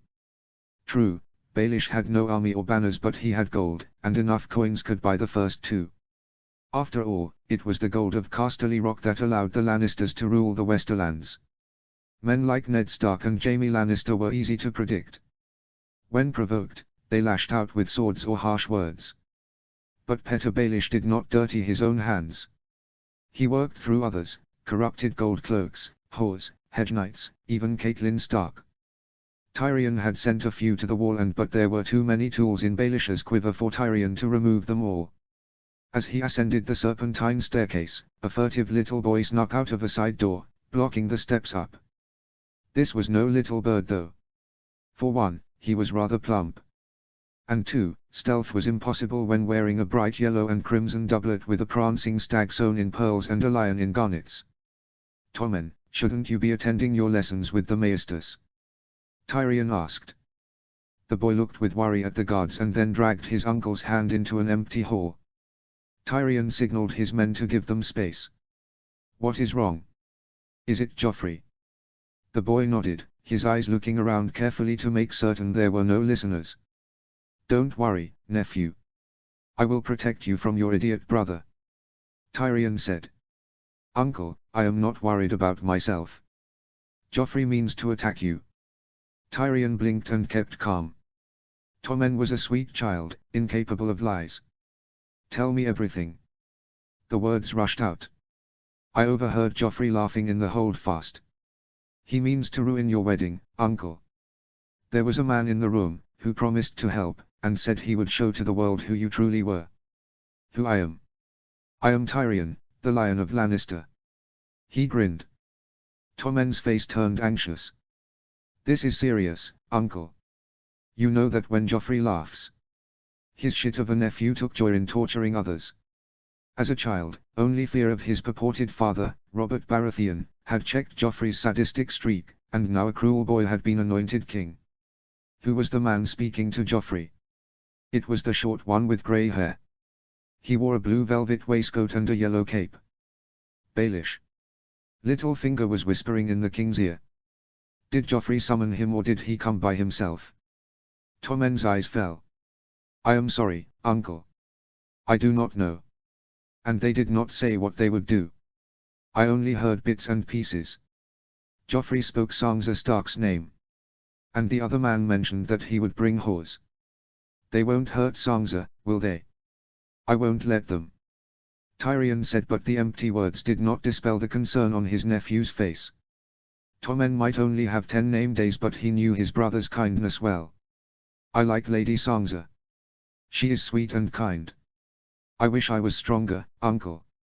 I wish I wasn't a stupid little boy. Joffrey says I am a mewling kitten always crying for mother." "Hush, Tommen. You are worth 10 times your brother. Kittens can grow up to be lions, too. And I am thankful that you told me. Now I can protect Lady Sansa for both of us." He patted his nephew awkwardly on his shoulder. But Tyrion was not certain that Tommen believed his words. Even with the warning, he was still in the dark. What in the 7 hells was Littlefinger plotting? Did Varys know? And what of his father? Joffrey was a reckless fool, but Baelish would not anger Tywin Lannister for no reason. His father had ordered the betrothal. Lord Tywin would be furious with any slights against Lannister honor. Or he might blame it all on his youngest son. Tyrion's head throbbed. 7 days to go, and already the wedding was a disaster. He was not well suited for marriage. Arya stared glumly at the bolt of cloth that the Wintertown boys cobbled from several cloaks. The colors matched, silver on waves of blue and mud red. But she had completely botched the job, and there was no way to salvage the work, just like that day at Winterfell with Sansa and Princess Myrcella. She set down her needle and sighed. "It doesn't look that bad," Jon said, trying not to laugh. "My stitches are crooked." She held up the cowl. The loose hood meant to be wrapped about the neck and head billowed in the wind. A long silver shape faced left on a field of blue and red. It looked more like a fat frog than a leaping silver fish. "I hate needlework." "It doesn't matter, Arya. Only that she will know. John said. Arya chewed her lip. Are you sure? When I saw Sansa last, she was screaming and sobbing. What if she can't hide her surprise? What if the Lannisters find out? John held the cloth, outstretched between his two hands. It was long enough to be wrapped about the head thrice over, and the folds would veil the face like a septon's hood. The embroidery on the wool was meant to be the silver trout of House Tully. They won't. Have faith in our sister. And even if they do, the trail will not be clear. He rapped on the door. Owen Fossoe walked into the cabin, his face relaxed. The hold of the Wolf Wind had few prisoners left. Many reachmen had departed at Tumbler's Fall for the Rose Road and more still at Castlewood. Both Arya and John had shaved their heads, their long brown hair tossed into the depths of the black water. They wore the drab plain brown capes of tradesmen or small merchants. Good, Arya thought. It would be easy to slip into King's Landing. The ship would dock at the Mudgate soon, and this game would begin. Two of John's boys, dressed as pages, guarded the door. Chet would follow Owen into the city and Clydas would watch the docks. John wrapped the cowl tightly into a small bundle. Do you know exactly what you have to do? The Reachman nodded. I could do more, John. I could. John shook his head. No, Owen. Better a few simple things than a complex plan. You have 3 tasks only. The Tyrells will be guests at the wedding. You need to find any details possible. Guests, guards, septon, feasts. Second, stay in touch with Chet. He can reach me at the Jester's Green on Copper's Smith Wind, north of the Mudgate and near the Street of Steel. Chet had constructed a map of King's Landing from the top of Visnia's Hill to the walls near the docks. The boy was quick and clever, and would blend well into the crowds. John handed Owen the red and brown cloth. And this. Hand this to Brian of Tarth. Repeat my words exactly. Do not say any more to her. Owen scratched a wispy beard. But will she understand your message? Probably not. But that is not your problem. Do not answer any of her questions. I could hand the scarf to Sansa directly. I am sure the Tyrells will call on her before the wedding. Owen said eagerly. No. She will be watched. Brian has a reason to seek her out. You do not. And Brian is stubborn. If she believes the gift is from Catelyn Stark, then she will move heaven and earth to place it in Sansa's hands. John said. But the cloth is not from Lady Stark. Owen looked dubiously at the floppy trout. Brian does not know that. But Sansa will. John patted Owen on the shoulder. It is better that you do not know the exact details. Then you won't attract the eyes of others. Do exactly what I say. Brian will seek you out afterwards, and when she does, I will find you at Jester's Green. Owen said. Just so. Good luck, Owen. Confide only in Chet. No written messages, speak only when you cannot be overheard. Be careful. John said. I am not the one in danger. Good luck, Snow. King's Landing stank. She could smell the smoke, sweat, piss and dung of the city long before the tall walls came into view. Arya remembered Winterfell. The castle was warm, even when it snowed. She recalled her brothers sparring in the courtyards, her father looking proudly on from the covered bridge, their direwolves gambolling about in the godswood without any regard for the hunting dogs in the kennels. The direwolves were only pups then, but they had no fear. Like her big brothers, Arya thought. Like me. The Wolf Wind bobbed slowly east, hugging the north bank. Men in iron helmets, black armor, and heavy wool cloaks, dyed gold, patrolled the walls. They had passed the King's Gate and the stink of the fish market hit her nostrils. Several dirty cats prowled along the wharves, attracted by the briny smell of fish and brine. Open barrels of shellfish were guarded by small wives and grizzled men selling their wares to sailors. The day was crisp and clear, but the city was as ugly and dirty as ever. The capital of the Seven Kingdoms claimed to be rich, but tens of thousands lived in ramshackle buildings and slums. The captain shouted, and the boat stopped. All the boats stopped. A large crimson banner was unfurled at the Mudgate. On the opposite shore, a stately barge made its way across the black water, festooned with half a dozen banners. John stood to her left at the bow, a spyglass hidden in this right hand. He motioned to the city wall. A dozen men sat there on their horses. The shortest one led that pack. "The imp," Arya said. Tyrion Lannister sat on a white palfrey between his squire and sellsword. "What is he doing here?" "He is still the hand of the king. Look carefully at the ship crossing the river," John said. Arya saw many sigils, a golden hand, a black vulture clutching an infant in its claws, a row of lemons, a what's the chicken-like thing with a snake in its beak. A cockatrice.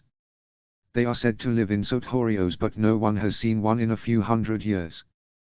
Those banners don't matter. Which one does? John asked. That was apparent. One sigil dominated the rest, a gold spear piercing a red sun on an orange field. Arya had never paid much attention to the lineages and histories of the great houses, but even Northmen knew that banner.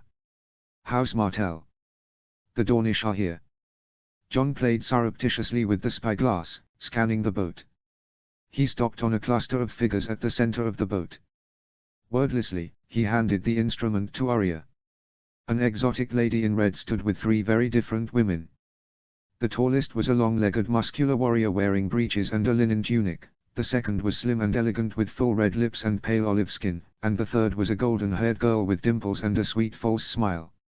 And then Arya saw the man. He was older, but slender and graceful, with a deeply tanned and lined face, a sharp nose, and lustrous dark hair with only a few streaks of silver. "Are those the Martells?" Arya whispered. John nodded as he took the spyglass back. "That is Oberyn Martell, the younger Prince of Dawn. And some of the women must be his daughters. The Sand Snakes. I hear that they can all fight with knives or spears." Arya gushed. "Or a golden heart bow," her brother replied with an amused tone. "I should have guessed. Black hair, black eyes, and a widow's peak. She is not a lord's daughter." "Do you know them, John?" Arya asked with surprise. "Not those three. But I know their sister." John aimed not at the imp or the red viper but at the walls and wharves near the river gate. He looked for a long time, until the barge had docked and the Martells and their retainers entered the city. They walked past the shabby wood stalls of fishmongers square with their cries of mussels and cockles and clams. The secret tunnels under the Red Keep had many exits, but Arya knew only one passage well, twisting east past the cavern holding dragon skulls to Flea Bottom. That was their destination, but they had many hours before nightfall.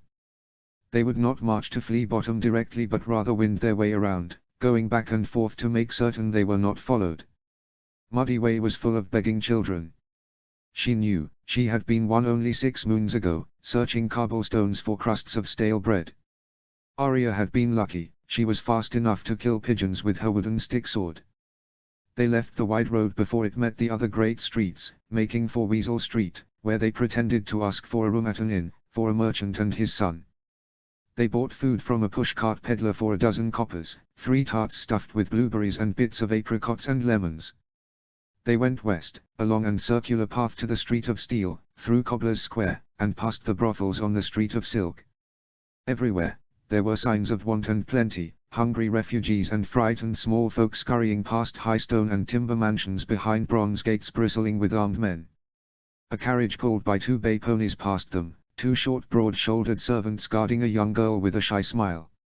A high-class whore, Arya guessed from the bright and revealing dress, being driven to a lecherous master. Her brother's eyes roved about the streets, alleys and lanes, taking in the many buildings and signposts. "What are you looking for?" Arya asked.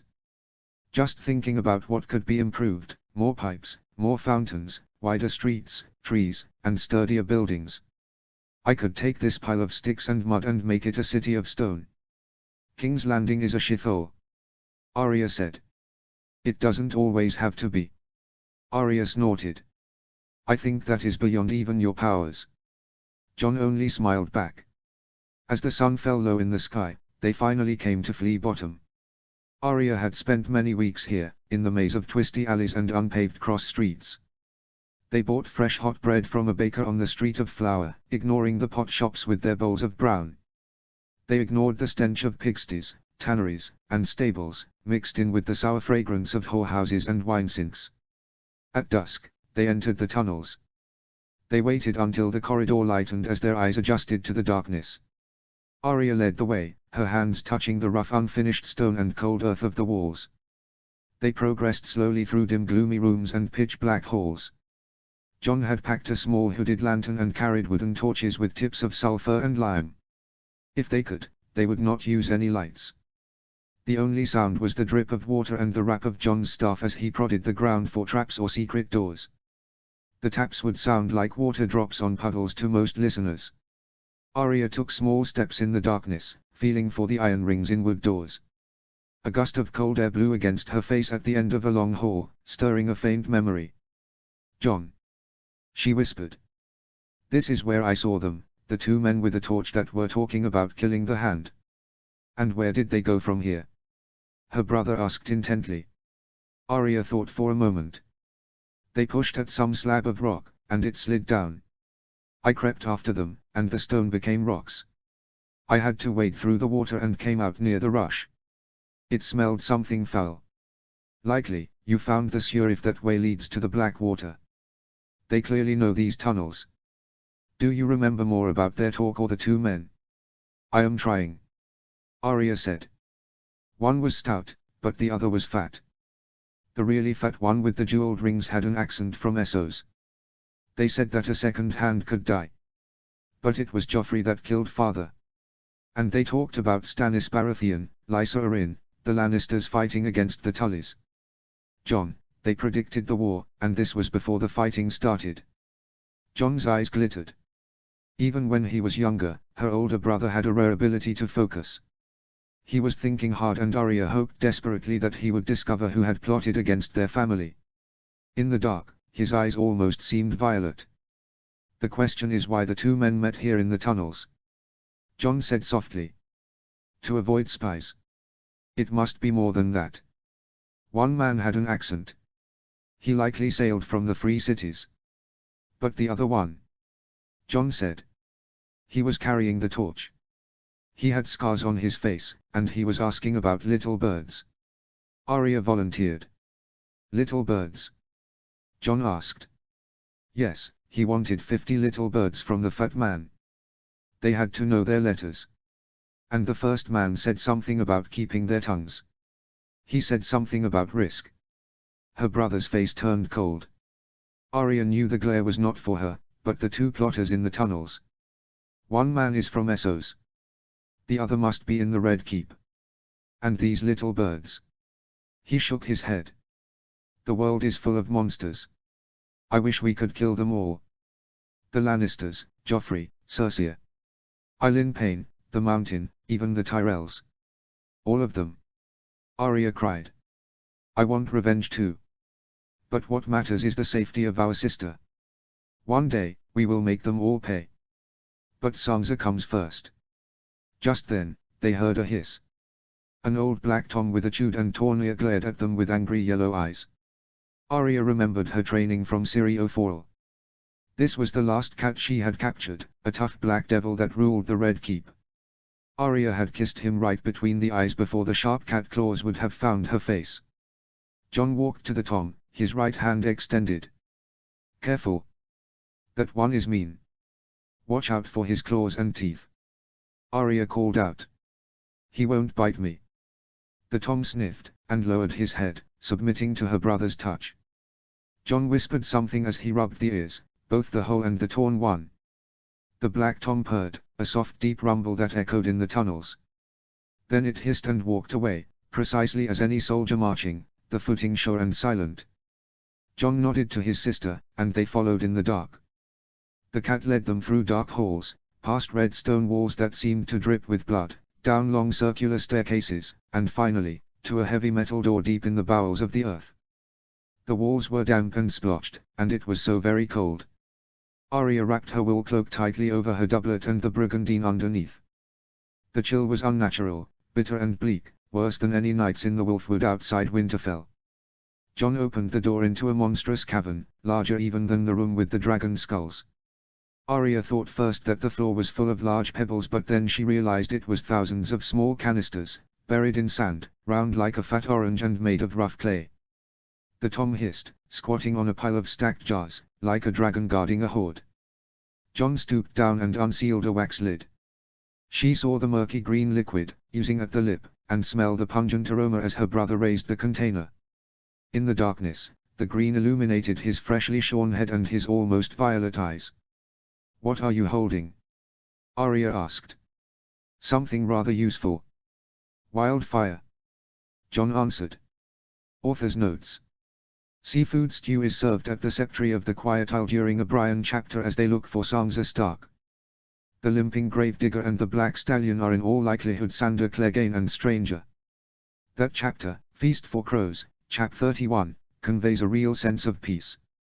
Alras is quite a mystery, and only given a few intriguing lines. Maybe she will be the Princess of Dawn after all the crap goes down. Or maybe she will just be a riddle inside an enigma that GRM never explains, like how the prince who was promised turns out to be Arya Stark. The hissing eels are from a GRM story in a 2009 anthology to celebrate Jack Vance. Vance is an old-school fantasy writer who created The Dying Earth, a future where the world is exhausted, magic has re-emerged and things have gone to hell. A night at the town house is weird and funny, and the hissing eels are great. The line on the roast fowl is also a quote. The wedding dress in the book and TV show differs by a lot. In the book, it is a quick affair. Sansa stupidly tells Sir Dontos about the Tyrells and then the Lannisters marry her off promptly. The age difference is important. Sansa is 2 years younger in the book, and she is still quite frivolous.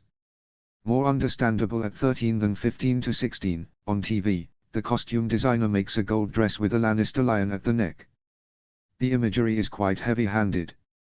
Jaime fails, again, to tell Tyrion about Tisha. It is hard to admit to your brother that you were part of a plot to gang rape his 13-year-old wife who had done nothing wrong. Remember, in the books, he only tells Tyrion after freeing him from the Black Cells.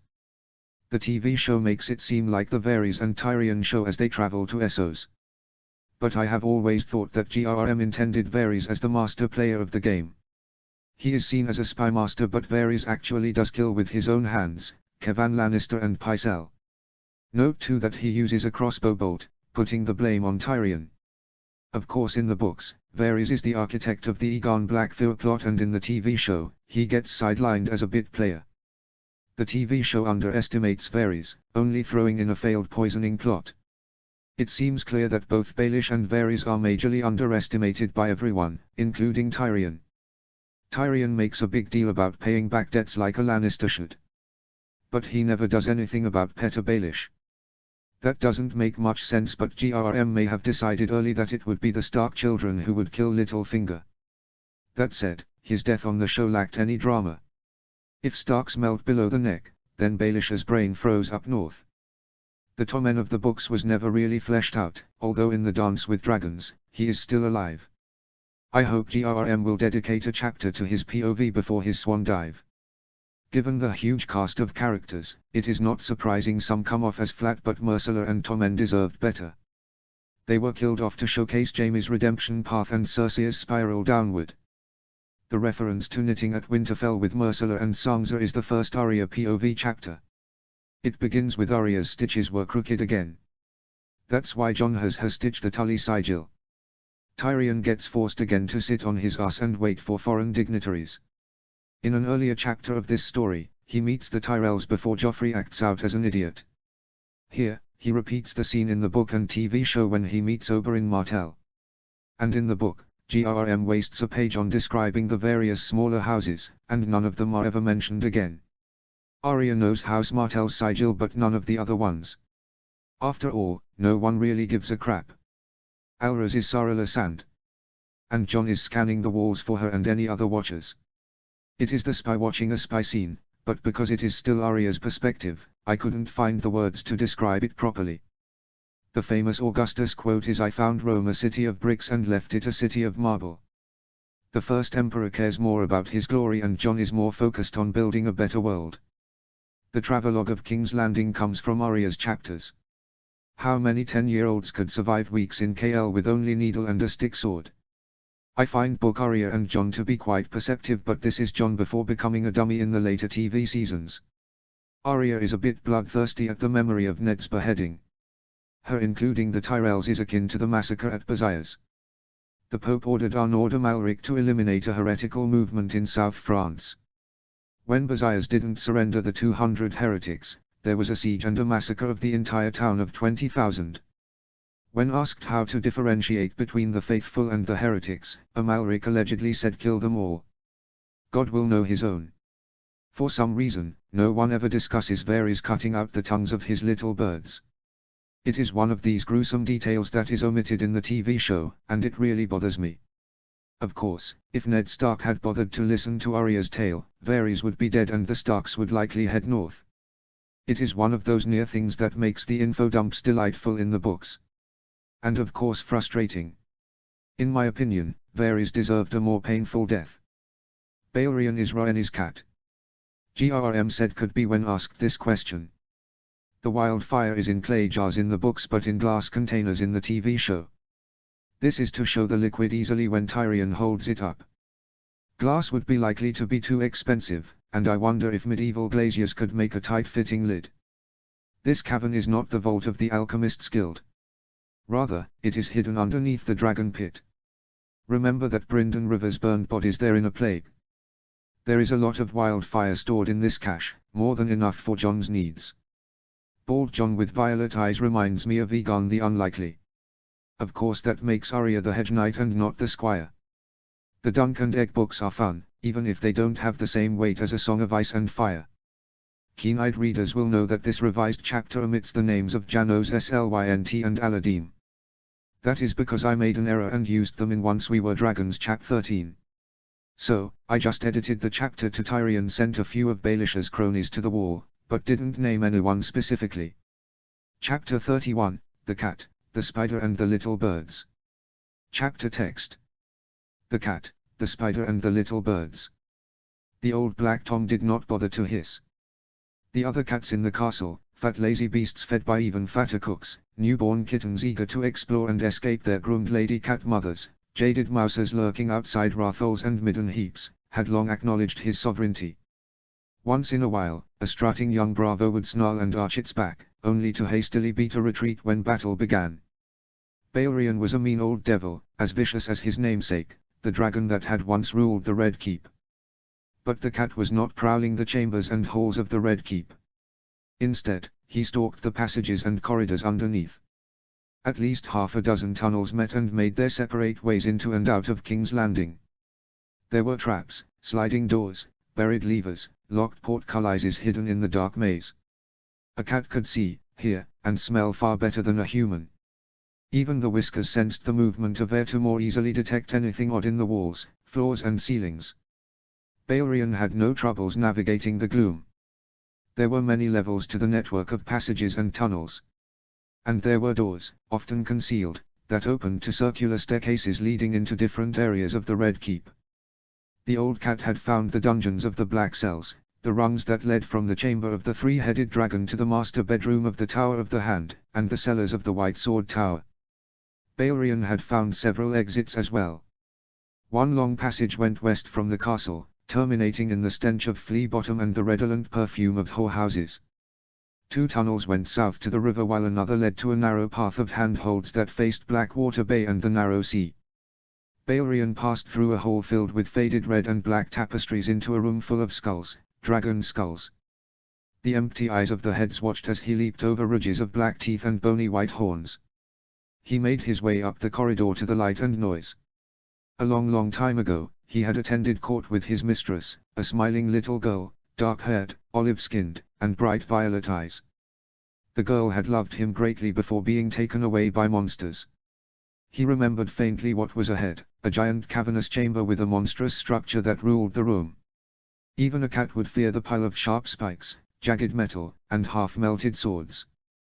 The Great Hall was the grandest room in the Red Keep and the Iron Throne was the most striking part of the hall, a steel spire resting on an iron dais at the end of a long red carpet that stretched from massive oak and bronze doors to the throne. The secret door opened behind the Iron Throne into the tunnels, a way used only by the Targaryen kings. Pale slits of light from the throne room lit up the corridor, illuminating a dirty and disheveled figure, squatting by the wall with a short dagger resting on the ground. The young boy marked a slate board with a pointed stylus as he held his ear to the wall. This was one of the little birds the fat man sold, a child whose tongue had been cut out to reduce the risk of telling secrets to others. Balerion sat and watched, his rage growing hot. Arya Stark watched as the wildfire oozed through the bunghole of the cask. Last night, Jon had awakened a shopkeeper on River Row near the docks and the Mudgate to buy barrels. The cooper's eyes lit up when presented with a fistful of golden dragons, and the man had offered his best wares, casks well built enough to hold whale oil harvested in the shivering sea. Jon had bought a dozen different barrels, all banded with metal hoops as well as seals, stoppers, and spigots. The shop owner had even thrown in a wagon, a mule and 2 wheelbarrows to cart away their goods. It took a long time even to fill a small cask. The chill in the dank vault kept the wildfire murky and thick. Heat would make the liquid flow more easily, but any spark or flame could lead to a fire. Jon had explained that wildfire expanded with great violence, and could explode outwards into a massive conflagration. Arya had the time to be careful. They would move the barrels from the chamber when they were ready. Her brother woke, and his eyes opened and closed, the milky white fading, as he stretched his arms in a yawn. Arya wondered if she would ever be able to walk as easily as Jon. I found many of the passages in the Red Keep. There is one below the Tower of the Hand where several tunnels meet. It is a small chamber with a red and black mosaic of House Targaryen, and you climb up a long staircase. It leads to the bedchamber. Jon said. Whose bed? Arya asked. She sealed the cask with a metal bung. Most likely the hand of the king. The passages were built by Maegor the Cruel. I think he used them to spy on his small council. Jon said. Arya bit her lip. If the passage leads there, couldn't we go tonight to kill the imp, rescue Sansa, and burn down the tower with wildfire? We could kill Tyrion in his sleep. But that is not rescuing Sansa. The Hand's bedchamber will be guarded from the outside. We would need to slay his men, find Sansa's chamber, and then kill her guards. Doing that without raising the alarm would be hard. Jon replied. Even guards need to sleep. I can stab them with needle and gram. Arya said. Jon shook his head. We do not know where Sansa is in the tower. If her chamber is near, then we might rescue her. But her bedroom might be a floor lower. Once any alarm is raised, Sansa is lost to us. And if we use wildfire on the tower, we may kill everyone in the tower, including ourselves, and Sansa. But Jon, what about the wildfire? Arya said, pointing to the full casks. What about it, sister? How will we use it? Jon chuckled. Very, very carefully. We don't want to kill ourselves. Wildfire, like dragons, are best used sparingly. Do you know how the Targaryens used wildfire in battle? No. Arya replied. That is because they did not. After Aegon III, the Targaryens had no dragons. So they commissioned the Alchemist Guild to produce wildfire. The pyromancers built Aegon the Unworthy 7 dragons out of wood and steel, full of pumps and tubes to shoot jets of wildfire. They meant to invade Dawn. It was a terrible failure. The dragons exploded in the Kingswood, burning everyone alive. Jon said. What went wrong? Arya said. Many things, but the simplest point is that when wildfire is hot, it explodes into flame. Dawn is the hottest region of Westeros. Aegon the Unworthy was an idiot, and the Alchemists Guild are a pack of fools. Jon said. But are we going to use wildfire against the Lannisters? Arya said. Yes, but not how they expect. Surprise is the best weapon. We cannot simply burn everything. For one, wildfire is treacherous and difficult to wield. A sharp wind, and the flames will turn on the user. And 2, I swore an oath to Owen Fossoe that no Tyrells would die. Jon said. But Jon, if we can kill Joffrey or Tywine, that would be tempting. But an oath is an oath. I gave Owen my word. I would keep it if I can. Without our honor, we are not better than our enemies. Jon said. The Lannisters have no honor. They pushed Bran off the wall. They beheaded father. If they could, they would burn us all to death with wildfire. Arya complained. We are not the Lannisters, and I will not let them do that. If they harmed you, I would make them suffer. And if they killed you, I would burn the castle down to the ground. All their castles. The Red Keep. Casterly Rock. The Golden Tooth. Every stone house Lannister claimed from here to the Sunset Sea. But let us not worry about that. We have much to do. Jon scratched a crude map on the sand. Do you know where we are? The Dragon Pit. I saw the light coming down through the dome. Arya said. Right, the pit is on Rhaenys Hill, next to Flea Bottom and the Street of Silk. Study the tunnels from here to the Red Keep until you can walk them with ease. When you escape with Sansa, you must be swift and certain in your steps. Jon said. You won't be with us? Arya asked. No, I have another role to play. We will meet at the docks. You are the only one I trust with our sister. Jon said. Arya nodded. She was not afraid of the dark. She thought carefully about the route to freedom. The three-headed dragon mosaic. The chamber of dragon skulls. The tunnels of unfinished stone that curved west. The exit into the Street of Silk. She would not fail Sansa. Tyrion looked out the window as the carriage turned right on the Street of the Sisters. The servants were both foreigners from the free cities. The driver's accent marked him as a Bravo C, but only the seven knew where Varys had found the other henchman, a hairless man whose face was tattooed with green tiger stripes. Some hellhole, no doubt. Where are we going? Could you not have answered my question at the Red Keep? He asked. Pardon, my Lord Hand. But sometimes, a face is worth 1,000 words. The eunuch tittered as they stopped at a bright well-lit building, redolent sweet perfume. A man played the pipes behind the leaded windows, obscuring the sounds of false laughter. A brothel. I am quite capable of finding my own whores. Tyrion said. Indeed. I have heard that others find whores for you. Varys glided from the carriage. He stepped to one side as he opened the door. The room was dark and mostly empty, with many of the working girls sleeping off last night's excesses. A small mockingbird sigil was engraved in the wood door, and ornate screens of half-dressed women dominated the common room. A dark-haired doe-eyed girl jested with a fat merchant on a richly cushioned divan, pouring out a large goblet of purple wine. The girl was short, slim and pretty, and Tyrion remembered when that smile, half shy, half wicked, had been directed at him. Shay. What is she doing here? Tyrion asked as the eunuch closed the door noiselessly. The carriage began the trip back to the Red Keep before Varys spoke again. You asked me earlier what Baelish's game was. That is it. He found your mistress, and brought her back to King's Landing. Hardly a mistress.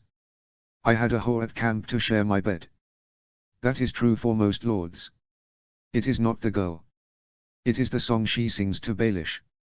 You told her about your first wife. Tyrion's brow wrinkled. One night, when he was drunker than usual, he had told Bronn and Shay about the whore that pretended to be a crofter's daughter, and his father's displeasure. But why should that matter to Baelish? What of it? That was many years ago. Varys looked at him quizzically. You were married to her by a septon. Yes, but only for a fortnight. My father made sure of that. Tyrion said. You are not Aegon the Conqueror. You cannot be married to two women. But my father said the marriage was undone. A befuddled Tyrion said. Are to be young and foolish. Varys spoke languidly, like a teacher to a particularly slow but well-liked child. There are 4 ways the faith of the 7 allows a marriage to end. The king can set it aside. The High Septon or his council of faith can annul the vows. The bride can join the Silent Sisters. Or you can join the Night's Watch and freeze to death on the wall. I assume you do not intend to take the black. The Septons claimed it was as if we had never wed. Tyrion exclaimed. Your father's Septons. They are not the most devout, I am afraid. Only the High Septon or the king can absolve your marriage. Now the late and lamented Septon was fat and corrupt, and a gift to the faith would be enough to make him do your bidding. But the High Sparrow has been chosen and he is no puppet. He could declare your marriage invalid. Varys said. Baelish would not dare speak to the High Septon. He knows that he cannot afford to provoke my lord father. Tyrion said. Littlefinger is not accusing you. He wants others to do that. That is why he spoke to Joffrey about your first marriage. That is why Shae works at his brothel. Who else will she tell? When the crumbs litter the ground, the birds will peck and find the trail.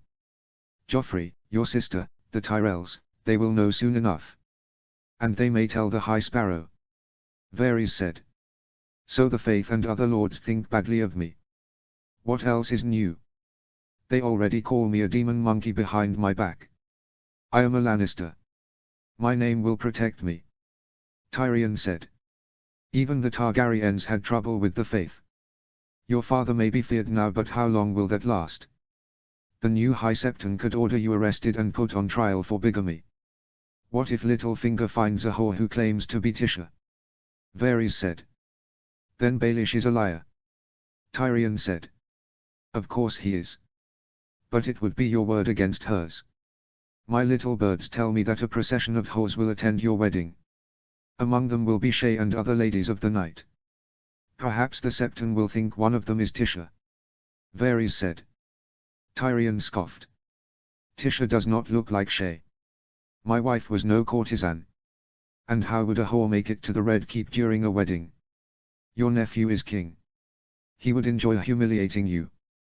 Joffrey might not put you on trial himself. But he would laugh if you were dragged down by a whore. All Baelish needs to do is to cover his tracks, and let others accuse you. Varys said. Tyrion grimaced. He would clearly need to pay Baelish back for his schemes. No doubt Petter had secrets that he did not want divulged, and henchmen that Tyrion could interrogate. Even his never-ending sources of gold could be investigated. How had Baelish raised so many dragons? What do you think of the Martells, my lord? Varys said, interrupting their thoughts. What about them? Tyrion said warily. Why are there so many of them in the city? Varys asked. So many. There is only one, and he has already created a nuisance at Château's. Bronn told me that Oberyn Martell nearly killed Reginald Lannister, one of my distant relatives. Although Uncle Reginald would be no loss to my family. Tyrion said. One Martell but many, many sands. Oberyn bought his paramour, and several sand snakes. Does that not strike you as odd? The eunuch's eyes bore down upon him, like a spider watching a fly. He is here to claim a seat on a small council. Tyrion said. Do you really think the Red Viper cares a fig about being Master of Laws? What is his post on the small council, anyway? Varys said. I am not certain. He has been too busy exploring our brothels to attend any meetings. And the Tyrells claim we promised 2 posts on the small council. Between those promised to the Reach, Baelish and yourself, we have no open spots, Tyrion said. You should wonder about Dorne. Since Princess Elia's death, they have wanted nothing to do with the Iron Throne. And now the Red Viper shows up, with many companions. I would watch the Martells carefully, my lord. Varys said. Tyrion nodded gloomily. Another thing to do after the wedding. Sansa Stark handed the sweet biscuits to Jane Poole. The high tea with Lady Margaery and her ladies had been lavish, lemon cakes frosted in sugar and baked apples drowning in cinnamon and honey. Servant boys had rushed about with teapots shaped like swans and platters of strawberries and sweet grass. All the wealth and bounty of the Reach were on display, and her clothes could not match the finery of the samite green gown of the Tyrell girl. Thank you, my lady. Jane said, taking a bite of the soft flaky shortbread. I would have brought you lemon tarts, but they are too hard to carry. Sansa said. The 2 girls sat in a comfortable silence. Only a few moons ago, Sansa expected her best friend to attend her wedding as an honored guest. Now that would be impossible. Littlefinger had shattered Jane's spirit, along with her maidenhead. Scars crisscrossed her back, the marks of training at the brothel. Many nights, Sansa went to sleep to the sound of faint sobbing. The girl who giggled at the hand's tourney over Lord Beric's gallantry was gone. Sansa placed her right hand over Jane's left arm. They would survive somehow. She would protect her friend. She would bring the light back to Jane's hollow eyes. The girl smiled back, and Sansa poured 2 glasses of buttermilk to wash down the biscuits. A knock rang out.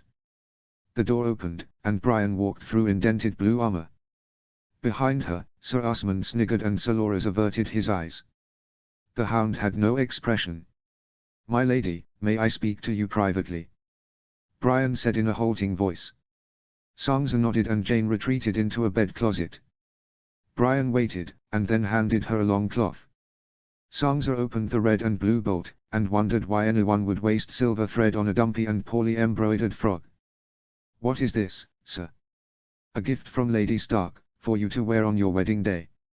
Was that supposed to be a trout on a field of red mud? The fins looked more like a frog's forelegs. "My lady mother. Is this supposed to be the sigil of House Tully?" Brian nodded. "I know the trout isn't very well done, but Owen Fossoe was insistent that you receive it. Her mother would have never knitted crooked stitches." Sansa knew only one person capable of such terrible needlework, Arya. Her mind swam with the possibilities. Did Arya send the scarf to King's Landing? What were his exact words? He didn't say much. Lady Catelyn gave him the cloth at the God's Eye. "She desired that you wear this at your betrothal." Brian stammered. "That was all he said," she asked. "I tried to ask more, Lady Sansa. I really did, but he only repeated that Lady Catelyn gave him the cloth and desired you to wear this at your betrothal. I pointed out that while this could cover your head, it was hardly a maiden's cloak. I don't see how you can wear this at the wedding without giving insult to the Lannisters." A flustered Brian said. Arya had told everyone that she would never marry. But their lady mother had instructed both of them on the details of a wedding ceremony. Her sister knew that the correct maiden's cloak would be the Stark dire wolf, not the Tully trout. And this Fossoe received this scarf at the God's Eye where her brothers had just won a victory. A spark of hope grew in Sansa's chest. She handed the needlework back to Brian. "Sir, find Owen Fossoe and return this to him. Tell him I cannot wear the sign of my mother's house. The Lannisters will not allow me to wear the Stark dire wolf." Sansa rooted about her wedding garments for the sample the seamstress had left. With a knife, she hacked off a piece of the maiden's cloak. "Give this to him. Tell him that I shall wear this as a cloak and a veil at my wedding." "But why would Fossoe?" Sansa's voice sharpened. "Lady Brian, will you keep the oath that you swore to my mother?" Brian nodded. "I pledged my sword and service. I will give my life for yours, if need be." "Good. Then follow these orders. Do not speak to anyone but Owen Fossoe. Make certain no one else hears my message." Sansa handed Brian a strip of cloth, light grey on ice white. They heard laughter from many of the rooms and windows of the brothel. An ornate lantern of gilded brass and scarlet glass hung over the entrance, casting a garish pink light on the cobbled streets. Guards in the flowing yellow robes of dawn watched girls in flowing silks prance in and out of the 2-story structure. "Do all Dornish people spend so much time at the brothels?" Arya complained. "Well, Oberyn Martell has quite the reputation, with both men and women. He has 8 bastard daughters." Jon said. "Does he really need to bring his daughters to Château's?" Arya said. "Oberyn Martell is not ashamed of going to a brothel. I doubt the Sand Snakes care either. The Maesters think the salty Dornish follow their Roynish blood. Mother Rowan had many lovers, like the Great Turtle and the Crab King." Jon said. Arya wrinkled her nose. "I did not need to know that." "You asked, sister." Jon said. "Are you ready?" Arya nodded. She pushed the cart forward. "Lemon tarts. Lemon tarts," she cried. The House Martell guards ignored her, but the painted ladies happily threw her copper stars. Some even gave a silver stag. Arya made her way past the entrance into a room full of mosaics of women engaged in acts that would have met with the full approval of the Rhoynar. Arya sold her lemon tarts with a smile, speaking to no one unless she was spoken to first. She was just a street rat, looking to make a few coppers. She kept her eyes at waist level, looking for a girl or boy with skin the color of teak. Her cart was almost empty when a tall angry woman with her long brown hair bound in a rat tail stood up to confront her. "You, boy, are you one of Varys' little birds?"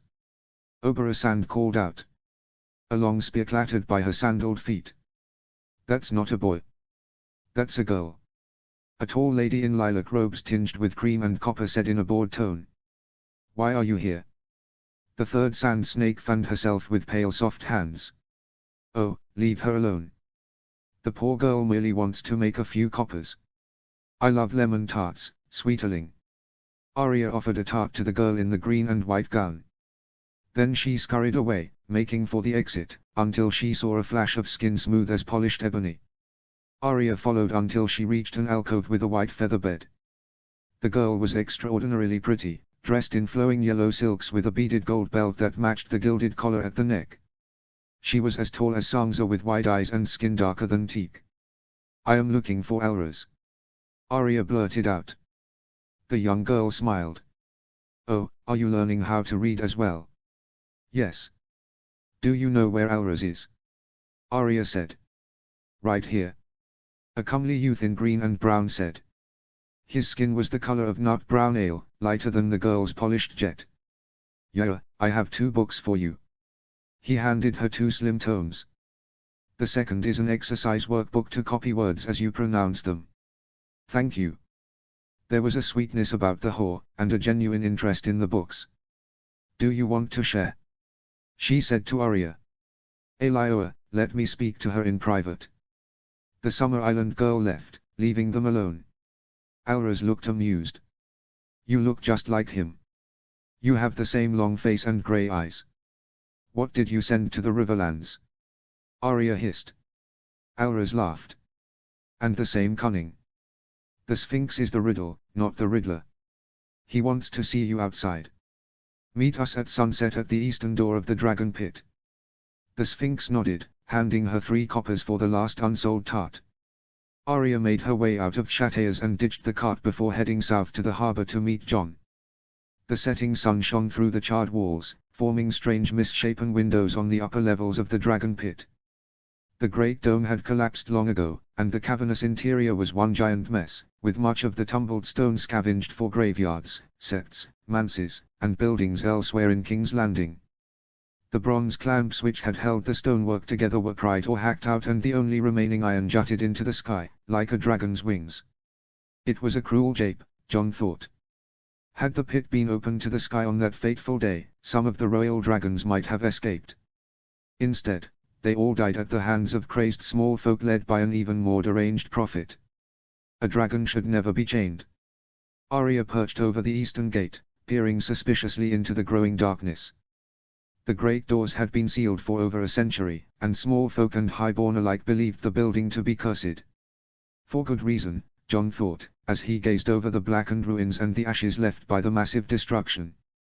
The Dragon Pit was haunted by death and fire. Only a few desperate whores from Flea Bottom entertained clients nearby, and none did so inside the pit. Someone is coming. Alone. Arya said. A hunched-over begging brother in rough spun shabby robes approached, tapping a stout quarterstaff, like a blind man probing for obstacles. Jon tossed down the twisted rope ladder purchased that afternoon from a ship chandler. The robed figure strapped the staff to his back and climbed up gracefully, taking Jon's hand for the dismount. The Sphinx's comely face emerged from the brown cowl. How did you know? Alras said. Your quarterstaff is polished wood. It would have been stolen from you in Flea Bottom. Jon pulled up the ladder. Alras, this is your sister, Arya Stark. We have met. She spoke with a soft Dornish drawl. Were you followed? Jon said in a more serious voice. I spotted the spies outside Château's. I lost them in Flea Bottom. But Varys knows of me. He found me in Eel Alley 2 days after I sent the wooden Sphinx to you in the Riverlands. How much does Varys know? Jon said. I have been careful to avoid his little birds, but I posed as a trader from lies. I sailed to King's Landing from Planky Town, and Hull and his spies may discover that. And Varys also guessed that I was a woman. Alras said. Does he know that you are a Martell? Jon asked. Why would he know that? Alras said. You came from Dorne. His spies are watching Oberyn Martell and your sisters at Château's. And he knows that you are only pretending to be a man. Jon said. Perhaps, but Varys relies on little birds, young boys and girls. They are not allowed inside Châteaus. And I have only sent messages to my father and sisters through Elioa and others. I have not spoken to them directly. Alras said. Petter Baelish is a whoremonger. Could his spies be aware of you? Jon asked. At Châteaus. Alras shook her head. Châtea is my mother's sister. My father gave her the money to start 15 years ago. Baelish has tried many times to buy her out.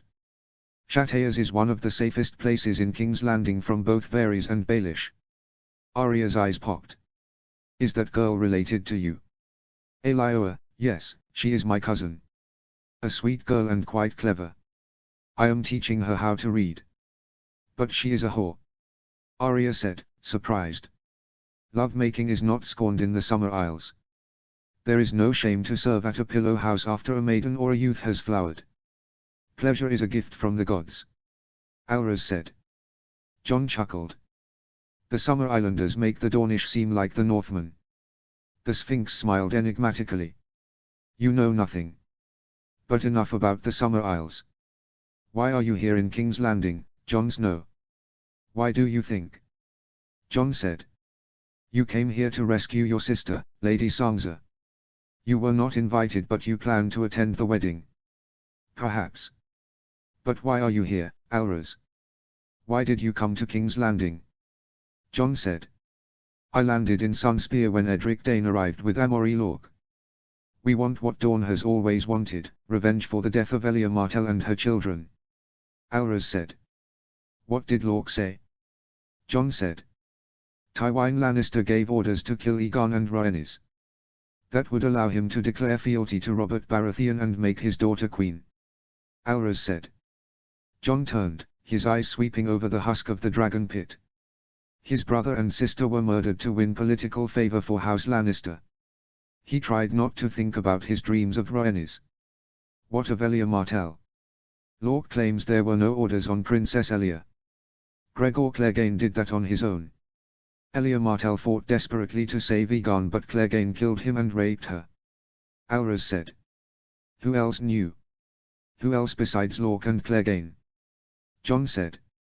I don't know. Do you suspect others? Alras said. At Riverrun, I asked Jaime Lannister. He said he would have defended the royal children with his life. But Varys was in King's Landing. Did he know? How did the Lannisters get into the city? And how did Lorch and Clegane get into Maegor's Holdfast? Jon asked. Lorch says he scaled the walls of the Holdfast.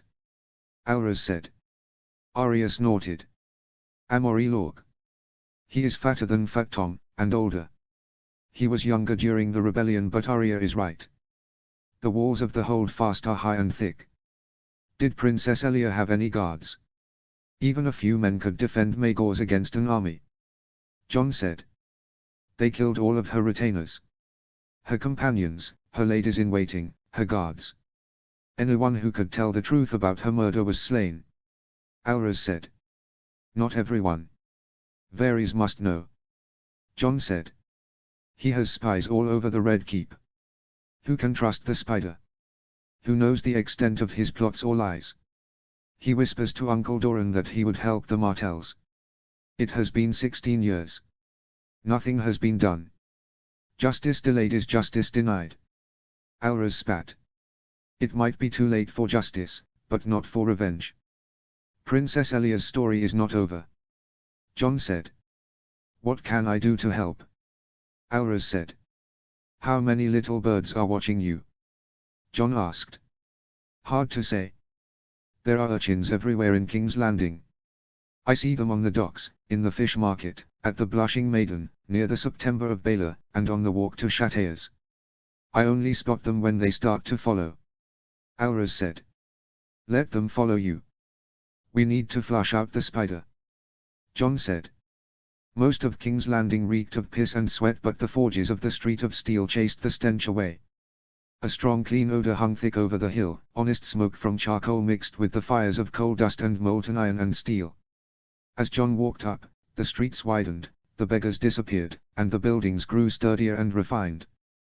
Ironmongers peddled old blades, horseshoes and tools at the bottom of the hill. In the middle, blacksmiths banged out shields and mail shirts at open forges. But the peak was reserved for the finest armorers who dealt in suits of polished plate armor. Everywhere, there was the clang of the anvil, the whoosh of the bellows, and blasts of hot air heavy with sulfur and limestone. The street of steel had profited from the war. The hill bustled with young serving girls and hard-working apprentices. Signs for jewelers, silversmiths and goldsmiths abounded. Those shops would gild and adorn armor, shields, and swords with gems, gold and silver filigree, roaring lions, silver trout, and golden roses. John was of the north. Steel was meant for battle, not parties. He ducked into a narrow street between two smithies. A large green placard twisted in the wind, inscribed with a jester of unusual height juggling knives. John entered the inn. The jester's green brought back fond memories of the quill and tankard in Old Town. Cheerful serving wenches exchanged tankards of wine, ale, and cider for silver stags and copper stars. Seamen, smiths, and singers swapped bawdy tales and stories. The food was good here, beef stew bubbling in a large cauldron over the fire, fowls roasting on spits, and onion soup served in hollowed-out bread. John gave the blushing young girl a smile and 2 silver stags for mugs of ale, toasted bread and cheese, and 2 seats near the roaring fire. The cider here tastes worse than piss. A sturdy brown-haired man sat down to his right. John handed over the tankard of ale. "And how would you know what piss tastes like?" Owen Fossoe laughed, but his eyes roamed the taproom to make certain they would not be overheard. When he was satisfied, Owen took out a long red and blue bolt and a short strip of grey and white. "Brian gave me these." She spoke to Sansa Stark.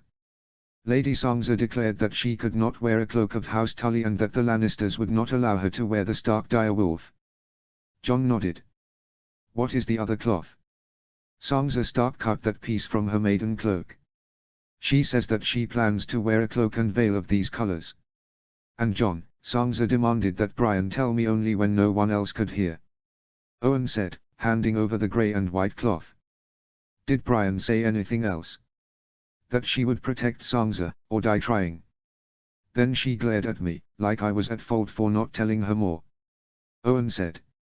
John nodded. Whatever her faults, Brian was loyal. She was more of a true knight than those with great names or expensive armor. He threw the Tully sigil into the flames, and watched as the fire consumed Arya's handiwork. "Tell me what you have found out." "The wedding is in 4 days' time. The banquet will be held at the small hall of the Tower of the Hand, but the marriage will be elsewhere." "What do you know of the Red Keep?" Owen said. Through Balerian's eyes, John had explored extensively the network of tunnels and the hallways of the castle. The Black Tom prowled with impunity. Still, 3 days was not enough to uncover all the secrets of the Red Keep. "Just tell me everything. Leave nothing out." "The Red Keep has a central set of stairs that separates the 2 levels. The Tower of the Hand, Maegor's Holdfast, the small council and the courtyards are below the steps. The Great Hall with the Iron Throne, the White Sword Tower, the Godswood, the Maiden Vault, and the Royal September are above the steps.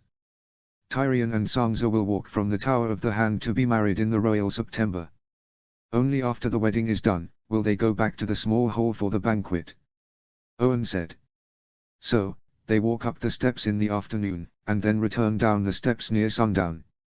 Owen nodded. He looked eager to say more.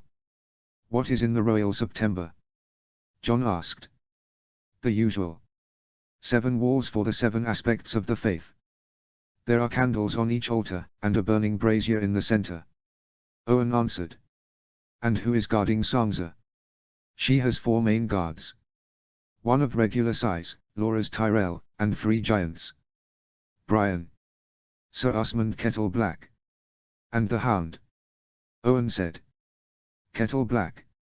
Who is he?" John said. "Some lackey of Cersei. They say the Queen wishes him to join the White Cloaks. Big, broad, dumb as a stump. As tall as Clegane." John asked. "No one is the size of the Clegane brothers. Kettle Black is as tall and broad as Brian. And his sigil is a fucking black kettle." John smiled. "Your coat of arms is a red apple. Apples are important. They feed people. They are the best fruit, a gift of the seven to the reach. A red apple is much better than a black kettle. If you say so, Owen. How many will attend the wedding? The Royal September can only hold 100 comfortably. But that is not the most interesting thing. There are stories about Tyrion Lannister, that he is still married to a Lannisport whore. So King Joffrey intends to bring whores to the castle, to shame his uncle. Owen blurted out. Whores to attend a wedding in the Red Keep. Surely they will not be allowed into the September. The whores would not be allowed in the Great Hall or the September. But on the way to the September, there are courtyards and a lower bailey. It will be a walk of shame, to show that the imp is a whoremonger.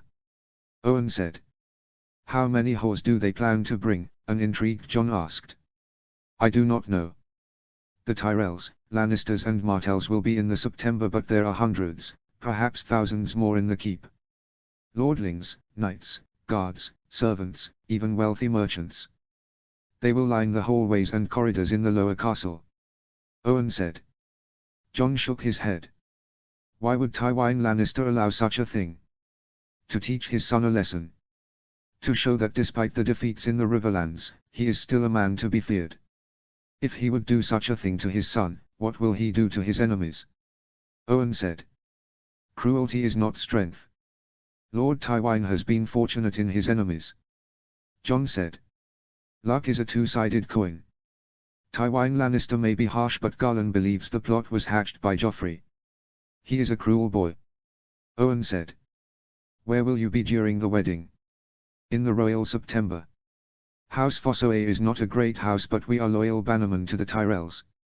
I will be seated with Sir Garland and his wife, behind Lord Mace and Lady Olenna. And what of Lady Margaery?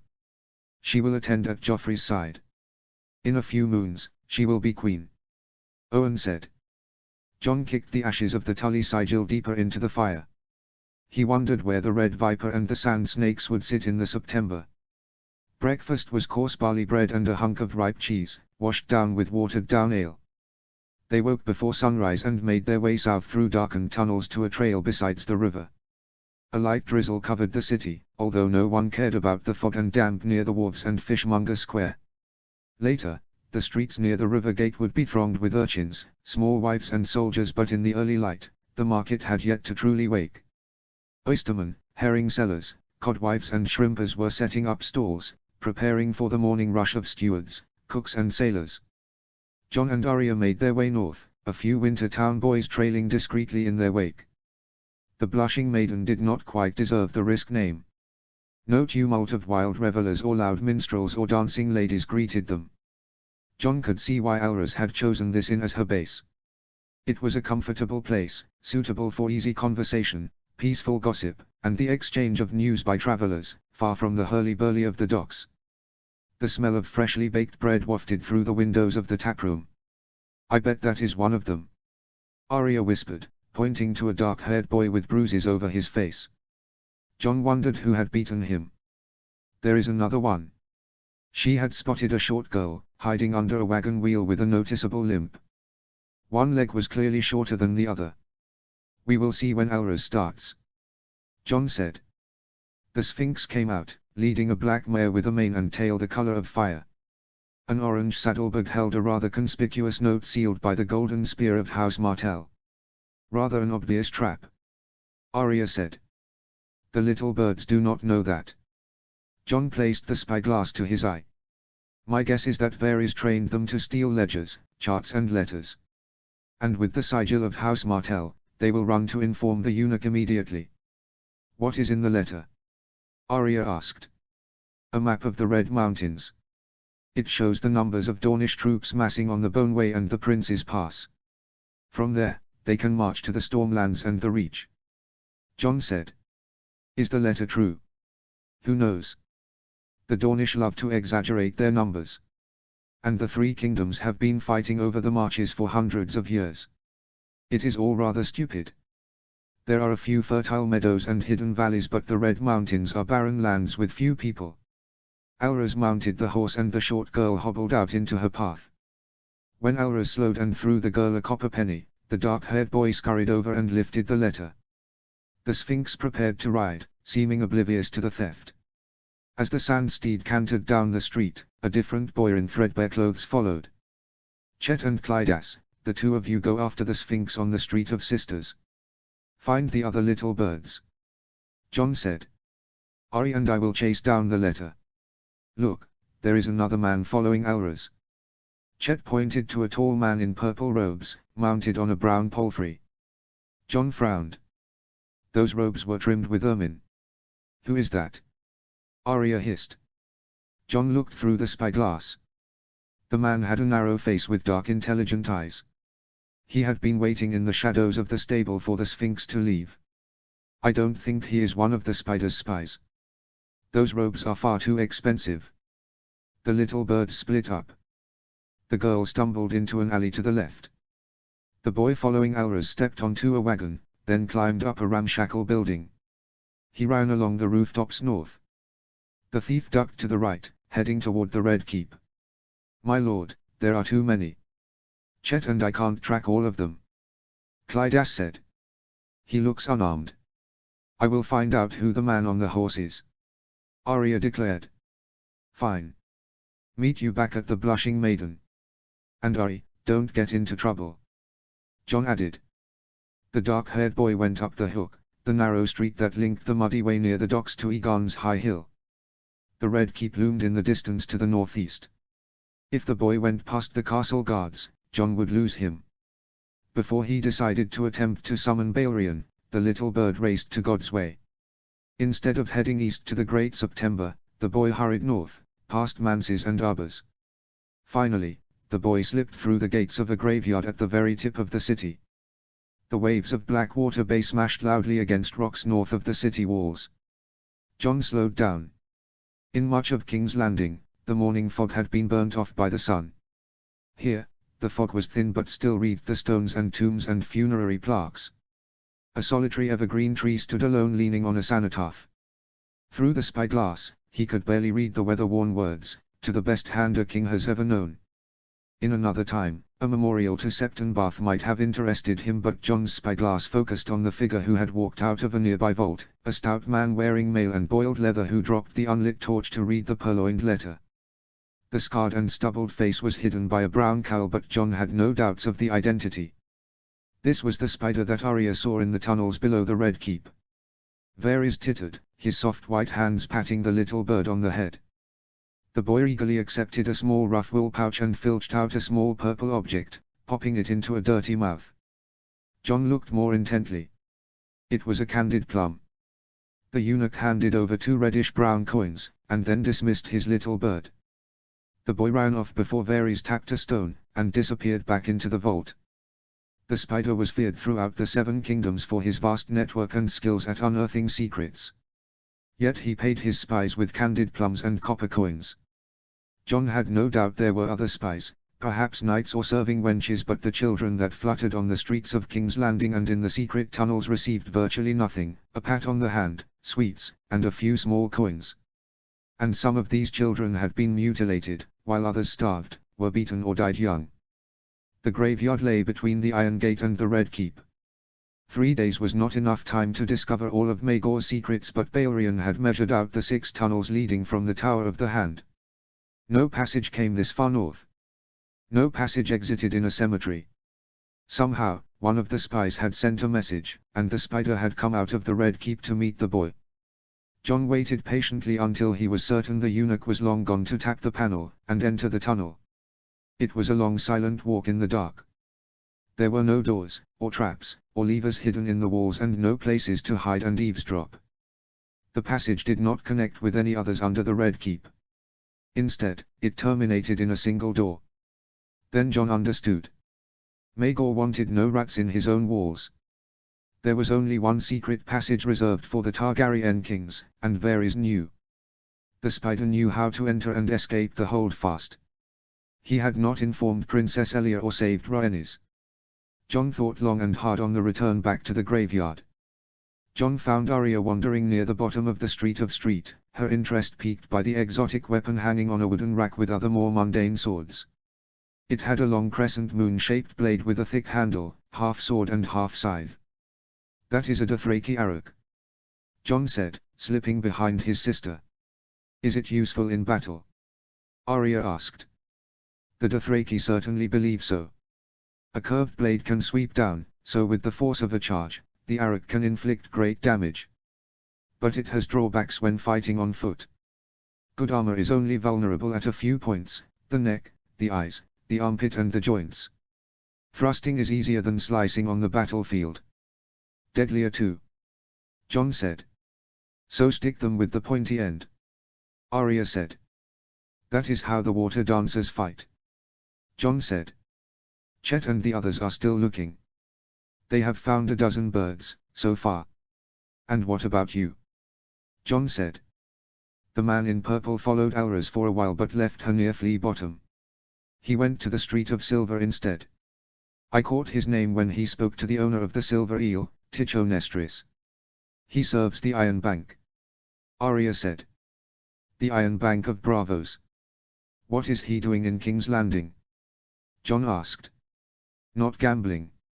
He took out a small lacquered box, and disappeared behind a heavy guarded door. He left the eel only 10 minutes later, Arya said. Was there any expression on his face? Did he still have the box? Jon asked. Arya scrunched her nose. I think I saw the outline of the box in his saddlebag. There was a tiny hint of anger but he remained calm, like father before he was executed. That is very strange. Men who serve the Iron Bank do nothing without reason, Jon said. He remembered Archmaester Mathar's history of the Iron Bank. Couldn't he just be collecting some debt? Arya said. The Iron Bank lends to princes and kings. They would not send a banker from Bravos because a shopkeeper could not pay. Tichonestris must be here only because the interests of the Iron Bank are at stake. All the gambling dens on the Street of Silver are nothing compared to a single vault of the Iron Bank, Jon said. So what does this all mean? Arya said. I don't know. There are too many plots in this city. And we have too little time. We can't unravel all the mysteries of King's Landing but I found the spider with his little bird. He is the man you overheard 6 moons ago. Jon stopped to collect his thoughts before continuing. We have only 3 days left, and a great deal to do. Let's go north. We have a purchase to make. I thought Chet and Clydas were dealing with that. They have their orders. But we need something else. After a long walk, they arrived at the Street of Flour, the sweet smell of sugar, honey and molasses permeating the air. Below the street, children begging for bowls of brown in the maze of twisted alleys of Flea Bottom. Buildings leaned over, exhausted, on their last legs and seemingly ready to fall. Arya turned her head away. Are you all right? Jon asked. Bad memories. I killed pigeons here on these cobbled stones. I was so hungry. And I was one of the lucky ones. I didn't starve, Arya said. The hill of Rhoenys separated the wealthy lords facing the Red Keep from the slumdogs dwelling in the bottom. You survived, Jon said. Some of these children won't. They say King's Landing is the wealthiest city in the 7 kingdoms. So why are so many so poor? Arya complained. It was a hard question. Men starved in the north from famine and poor harvests. But in King's Landing, a noble could eat lamprey pie, honeyed ham and roast swan stuffed with mushrooms and oysters while servants had only stale bread to eat. The poor in Flea Bottom had even less. Jon shrugged. We cannot change the past, only the future. But we can feed children. I hear they like candied plums. Let us buy all the bags that the bakers will sell. Arya shuffled on the balls of her feet, both legs bent, and then lunged. The target dangled from the ceiling of the vault under the dragon pit, illuminated by a solitary torch. Needle stabbed through the visor of the Greedilm and broke the links of the mail coif underneath. The short and slender rapier was not strong enough to penetrate through the back of the helm. Jon raised his head at his sister's grimace. It is unlikely he will wear a full helm at the wedding. If he does, slitting the throat will be easier. She chewed her lip. I just want to make sure I do this correctly. Jon sighed. I wish I didn't have to ask this of you. But we need multiple ways out, and I am playing another role. He was filling the handle of a silver and gold stick and ball with wildfire. The holes on the mace-like ball were sealed with cork. "It is a good plan. Don't worry about me. I have killed before," Arya said firmly. Her brother nodded and returned to his task. Satchels full of wildfire rested on the sand. And it was a good plan. The wildfire in the casks had been put into place. The goods had been purchased. The Winter Town boys had their orders. The Wolfwind and her sister ships were ready to sail. Arya knew the secret tunnels as well as the crypt of Winterfell. She was certain she could find her way even in the dark. As for Elros, Owen, Brian and Jane, she trusted her brother's judgment. Her only concern was House Martell. That night, Jon had instructed the Sphinx to speak with her family. Elros did not know the details of their plans, but Jon wanted her to warn them about the pending chaos. "Jon, are you certain you can trust the Dornish?" Arya said in a hesitant voice. "Trust them? No. But I am sure they want to kill Lannisters. Oberyn Martell has waited 16 years for revenge for his sister. We will give him the opportunity," Jon said. "But will he play his role? Or will he do something foolish?" Jon shrugged. "Elros says her father is considered half-mad. And that is by the Dornish, who are proud to be hot-blooded. We have planned as much as we can. The Martells give us the best chance of freeing Sansa. Remember, the most important thing, the only thing, is that you and Sansa return safely to Robb." Arya would have protested but she yawned. It was hard work moving casks about in the dark. "Get some rest. Tomorrow will be a big day. One that will be remembered for a long time." Arya closed her eyes as her brother continued to work with the Black Tom at his side. Author's notes. Balerion the cat does not fear Balerion the dragon. When she is lost, Arya encounters the three skulls, presumably Balerion, Meraxes, and Vigor, in the tunnels. Astute readers have pointed out that children who could read or write would be quite rare, likely only maesters and noble children were taught. And it is not credible you spend years teaching a child to read and write, and then cut their tongue out. But maybe Essos, like ancient Greece, had more of a tradition of learning. In any case, I see Varys and Illyrio as monsters. Anyone complicit in the death or mutilation of kids have committed heinous crimes. The toll on children in GRM is extremely high. Bran in the very beginning, the miller's two sons by Theon, Olly, Shireen, and Myrcella. Warging is really unexplored in the stories. Arya has her dreams of Nymeria and she walks into a cat in Bravos. Varami Sixskins claims that Jon could be a powerful warg but he never made any real attempt to hone his skills. Tyrion does very little to cover up his great secret. In the books, he tells Bronn first when they are escaping the Eyrie. Then he tells Shae after he slaps her for mocking him. She is trying to get him to sneak her into the Tower of the Hand but he wants her to work as a scullery maid, to keep her identity from Cersei. As soon as he tells her, Tyrion realizes it was a mistake. In the TV show, Tyrion tells both Bronn and Shae before the Battle of the Green Fork. As for whether the marriage to Sansa could be challenged, I have accelerated the rise of the Sparrows to pre-Joffrey wedding. They were lurking in the background but didn't become an issue until Cersei screws up as Queen Regent. In the books, the High Sparrow emerges after the Red and Purple weddings. Reginald Lannister only appears on TV. He is the twit who Tywin banishes back to Lannisport after he complains about working too hard. In this story, he is transposed with the Lannister men that Oberyn stabs as soon as he gets into King's Landing.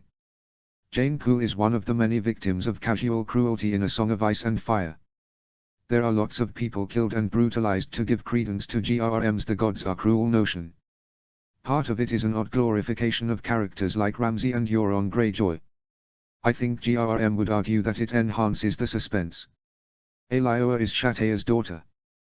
This plotline was never explored on the TV show but Tyrion uses her for cover when he visits Shae. This leads to her being tied to a post, whipped, and thrown out of the Red Keep naked and injured. It was never clear to me whether that was due to Cersei or Tywin. The Iron Bank has a lot of promise in the books but falls flat in the show. Or maybe it is going to fall flat in the books as well. There is a lot of potential. The bank could have ties to the Faceless Men. Baelish might be a secret agent, and I really liked the chapter where Jon bargains with the Iron Bank for a loan to help the wildlings survive the winter. But then you realize the wildlings have zilch property, and how exactly is the Night's Watch a good credit? Tichonestris does have a role in the story, but I am saving it for a later chapter. I don't remember it from the books, but Varys feeds his network of little birds candied plums on the TV show. Of course the kids also talk because mutilated kids are a bit much even for HBO. Qyburn takes over Varys' spy network in Season 6 with boxes of sweets. The spider's web appears amazing, but not when exposed to the light of day or reason. Lamprey pie, honeyed ham and roast swan stuffed with mushrooms and oysters is a meal from the Tyrion chapter right before the Battle of Blackwater. The dinner also includes creamy chestnut soup, crusty hot bread, a green salad with apples and pine nuts, buttered carrots and white beans and bacon. And this is when people are starving in the capital. GRM really enjoys his food porn. As for the secret passages, there is only one tunnel that is the escape route from Maegor's Holdfast. I decided that Varys knew the tunnel and could have used it to save Elia and the children. He just chose not to. The Martells are a great concept. Oberyn has good lines, he is a unique character, hot-headed, bisexual, proud to have bastard daughters. I even admire the choice of a spear as an effective weapon. But he gets thrown away to show the costs of overreach / arrogance, and that the monsters can outlast the good guys. And after Oberyn is toast, the rest of the Dawn plot is a total mess. Arianne kidnaps Myrcella, the Sand Snake's posture, but don't do squat. Then in the TV show, they murder Myrcella by kissing her and kill Tristan. And then they are fodder for Euron, the luckiest psychopath in the world. The whole thing stinks, but the initial premise, House Martell is the only family that can resist the dragons, is pretty neat. Chapter 31, The Cat, the Spider and the Little Birds. Chapter text. The Cat, the Spider and the Little Birds. The old Black Tom did not bother to hiss. The other cats in the castle, fat lazy beasts fed by even fatter cooks, newborn kittens eager to explore and escape their groomed lady cat mothers, jaded mousers lurking outside rathholes and midden heaps, had long acknowledged his sovereignty. Once in a while, a strutting young bravo would snarl and arch its back, only to hastily beat a retreat when battle began. Balerion was a mean old devil, as vicious as his namesake, the dragon that had once ruled the Red Keep. But the cat was not prowling the chambers and halls of the Red Keep. Instead, he stalked the passages and corridors underneath. At least half a dozen tunnels met and made their separate ways into and out of King's Landing. There were traps, sliding doors, buried levers, locked portcullises hidden in the dark maze. A cat could see, hear, and smell far better than a human. Even the whiskers sensed the movement of air to more easily detect anything odd in the walls, floors and ceilings. Balerion had no troubles navigating the gloom. There were many levels to the network of passages and tunnels. And there were doors, often concealed, that opened to circular staircases leading into different areas of the Red Keep. The old cat had found the dungeons of the Black Cells, the rungs that led from the chamber of the three-headed dragon to the master bedroom of the Tower of the Hand, and the cellars of the White Sword Tower. Balerion had found several exits as well. One long passage went west from the castle, terminating in the stench of flea bottom and the redolent perfume of whorehouses. Two tunnels went south to the river, while another led to a narrow path of handholds that faced Blackwater Bay and the narrow sea. Balerion passed through a hall filled with faded red and black tapestries into a room full of skulls, dragon skulls. The empty eyes of the heads watched as he leaped over ridges of black teeth and bony white horns. He made his way up the corridor to the light and noise. A long time ago, he had attended court with his mistress, a smiling little girl, dark-haired, olive-skinned, and bright violet eyes. The girl had loved him greatly before being taken away by monsters. He remembered faintly what was ahead, a giant cavernous chamber with a monstrous structure that ruled the room. Even a cat would fear the pile of sharp spikes, jagged metal, and half-melted swords. The Great Hall was the grandest room in the Red Keep, and the Iron Throne was the most striking part of the hall, a steel spire resting on an iron dais at the end of a long red carpet that stretched from massive oak and bronze doors to the throne. The secret door opened behind the Iron Throne into the tunnels, a way used only by the Targaryen kings. Pale slits of light from the throne room lit up the corridor, illuminating a dirty and disheveled figure, squatting by the wall with a short dagger resting on the ground. The young boy marked a slate board with a pointed stylus as he held his ear to the wall. This was one of the little birds the fat man sold, a child whose tongue had been cut out to reduce the risk of telling secrets to others. Balerion sat and watched, his rage growing hot. Arya Stark watched as the wildfire oozed through the bunghole of the cask.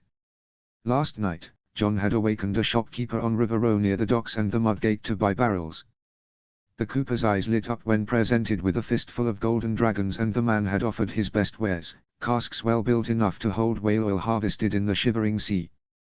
Jon had bought a dozen different barrels, all banded with metal hoops as well as seals, stoppers, and spigots. The shop owner had even thrown in a wagon, a mule and 2 wheelbarrows to cart away their goods. It took a long time even to fill a small cask. The chill in the dank vault kept the wildfire murky and thick. Heat would make the liquid flow more easily, but any spark or flame could lead to a fire. Jon had explained that wildfire expanded with great violence, and could explode outwards into a massive conflagration. Arya had the time to be careful. They would move the barrels from the chamber when they were ready. Her brother woke, and his eyes opened and closed, the milky white fading, as he stretched his arms in a yawn. Arya wondered if she would ever be able to walk as easily as Jon. I found many of the passages in the Red Keep. There is one below the Tower of the Hand where several tunnels meet. It is a small chamber with a red and black mosaic of House Targaryen, and you climb up a long staircase. It leads to the bedchamber. Jon said. Whose bed? Arya asked. She sealed the cask with a metal bung. Most likely the hand of the king. The passages were built by Maegor the Cruel. I think he used them to spy on his small council. Jon said. Arya bit her lip. If the passage leads there, couldn't we go tonight to kill the imp, rescue Sansa, and burn down the tower with wildfire? We could kill Tyrion in his sleep. But that is not rescuing Sansa. The Hand's bedchamber will be guarded from the outside. We would need to slay his men, find Sansa's chamber, and then kill her guards. Doing that without raising the alarm would be hard. Jon replied. Even guards need to sleep. I can stab them with needle and gram. Arya said. Jon shook his head. We do not know where Sansa is in the tower. If her chamber is near, then we might rescue her. But her bedroom might be a floor lower. Once any alarm is raised, Sansa is lost to us. And if we use wildfire on the tower, we may kill everyone in the tower, including ourselves, and Sansa. But Jon, what about the wildfire? Arya said, pointing to the full casks. What about it, sister? How will we use it? Jon chuckled. Very, very carefully. We don't want to kill ourselves. Wildfire, like dragons, are best used sparingly. Do you know how the Targaryens used wildfire in battle? No. Arya replied. That is because they did not. After Aegon III, the Targaryens had no dragons. So they commissioned the Alchemist Guild to produce wildfire.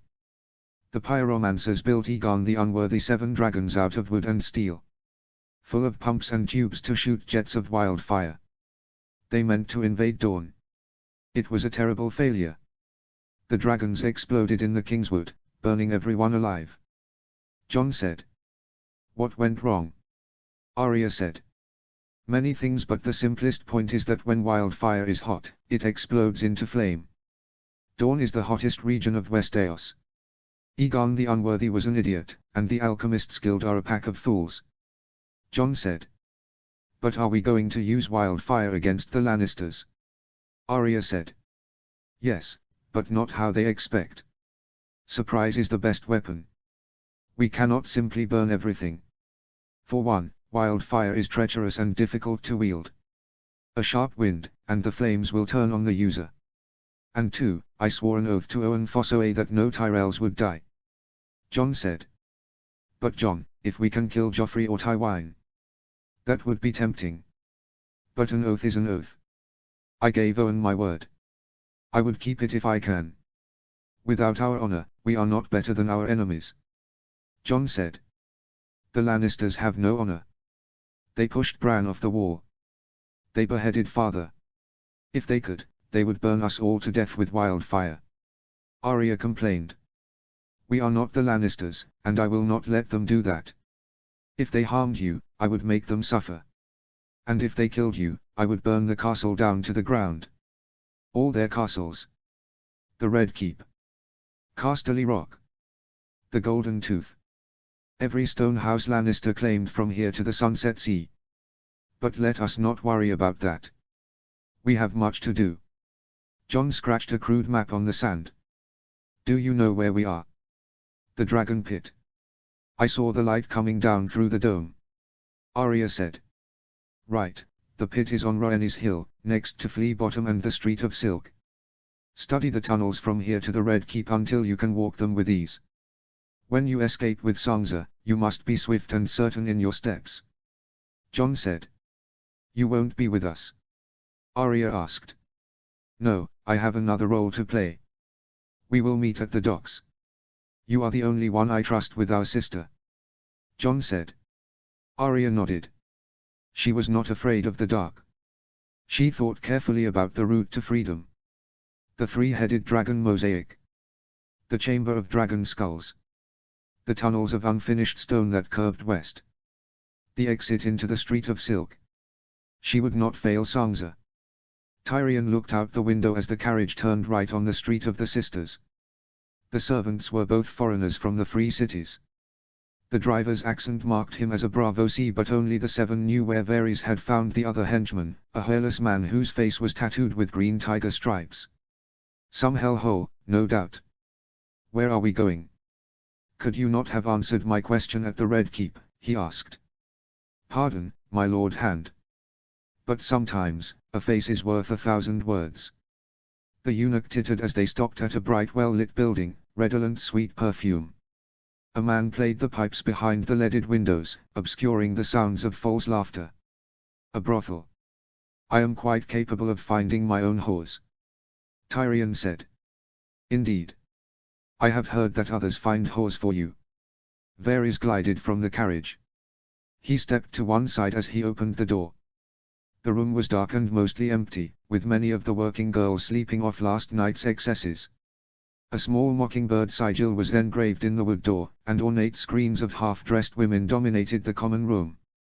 A dark-haired doe-eyed girl jested with a fat merchant on a richly cushioned divan, pouring out a large goblet of purple wine.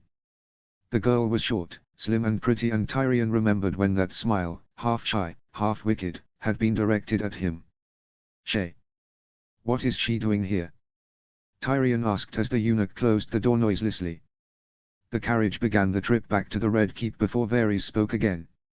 You asked me earlier what Baelish's game was. That is it. He found your mistress, and brought her back to King's Landing. Hardly a mistress. I had a whore at camp to share my bed. That is true for most lords. It is not the girl. It is the song she sings to Baelish. You told her about your first wife.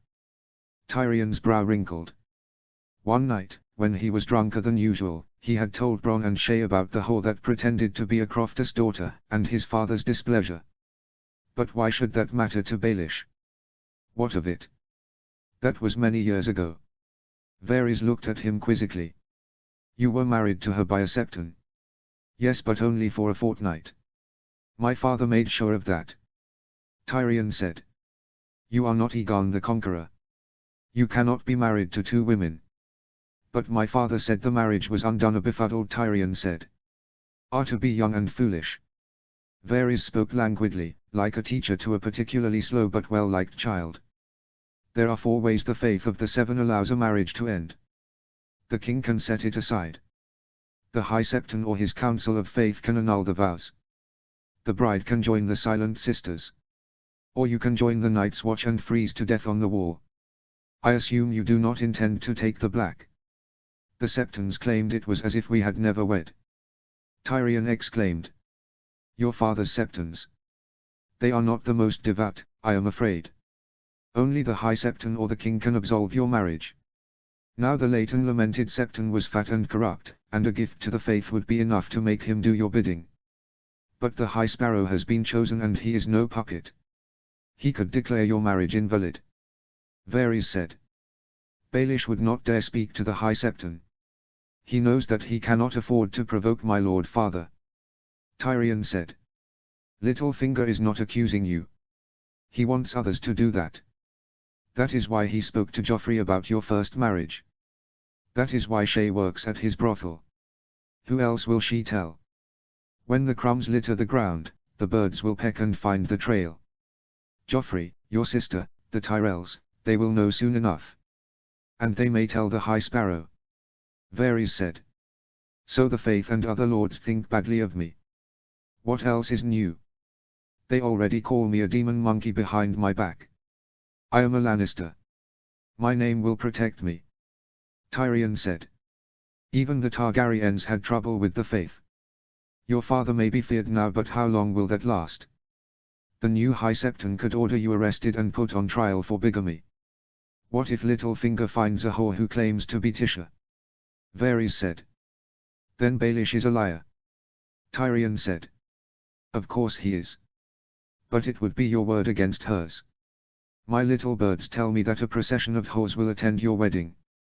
Among them will be Shay and other ladies of the night. Perhaps the Septon will think one of them is Tisha. Varys said. Tyrion scoffed. Tisha does not look like Shay. My wife was no courtesan. And how would a whore make it to the Red Keep during a wedding? Your nephew is king. He would enjoy humiliating you. Joffrey might not put you on trial himself. But he would laugh if you were dragged down by a whore. All Baelish needs to do is to cover his tracks, and let others accuse you. Varys said. Tyrion grimaced. He would clearly need to pay Baelish back for his schemes. No doubt Petter had secrets that he did not want divulged, and henchmen that Tyrion could interrogate.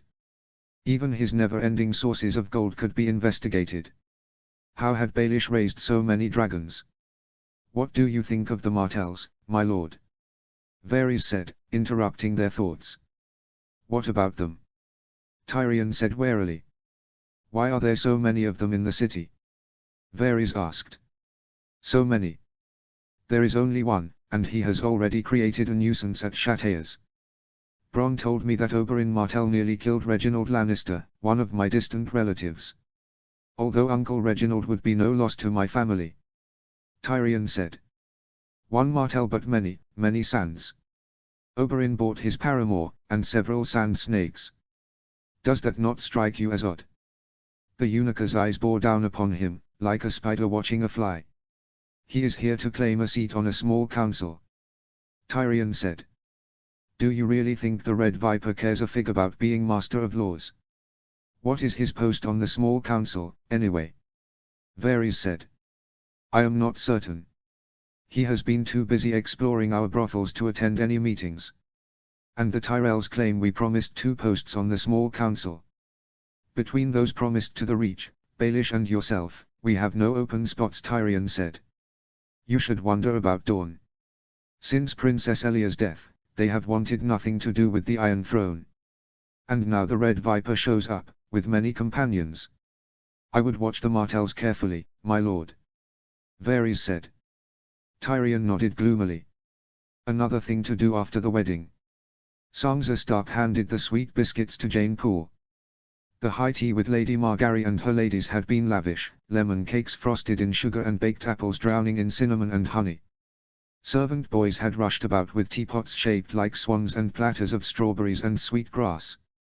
All the wealth and bounty of the Reach were on display, and her clothes could not match the finery of the samite green gown of the Tyrell girl. Thank you, my lady. Jane said, taking a bite of the soft flaky shortbread. I would have brought you lemon tarts, but they are too hard to carry. Sansa said. The 2 girls sat in a comfortable silence. Only a few moons ago, Sansa expected her best friend to attend her wedding as an honored guest. Now that would be impossible. Littlefinger had shattered Jane's spirit, along with her maidenhead. Scars crisscrossed her back, the marks of training at the brothel. Many nights, Sansa went to sleep to the sound of faint sobbing. The girl who giggled at the hand's tourney over Lord Beric's gallantry was gone. Sansa placed her right hand over Jane's left arm. They would survive somehow. She would protect her friend. She would bring the light back to Jane's hollow eyes. The girl smiled back, and Sansa poured 2 glasses of buttermilk to wash down the biscuits. A knock rang out. The door opened, and Brian walked through indented blue armor. Behind her, Sir Osmond sniggered and Sir Loras averted his eyes. The hound had no expression. "My lady, may I speak to you privately?" Brian said in a halting voice. Sansa nodded and Jane retreated into a bed closet. Brian waited, and then handed her a long cloth. Sansa opened the red and blue bolt, and wondered why anyone would waste silver thread on a dumpy and poorly embroidered frock. "What is this, sir?" "A gift from Lady Stark, for you to wear on your wedding day." Was that supposed to be a trout on a field of red mud? The fins looked more like a frog's forelegs. "My lady mother. Is this supposed to be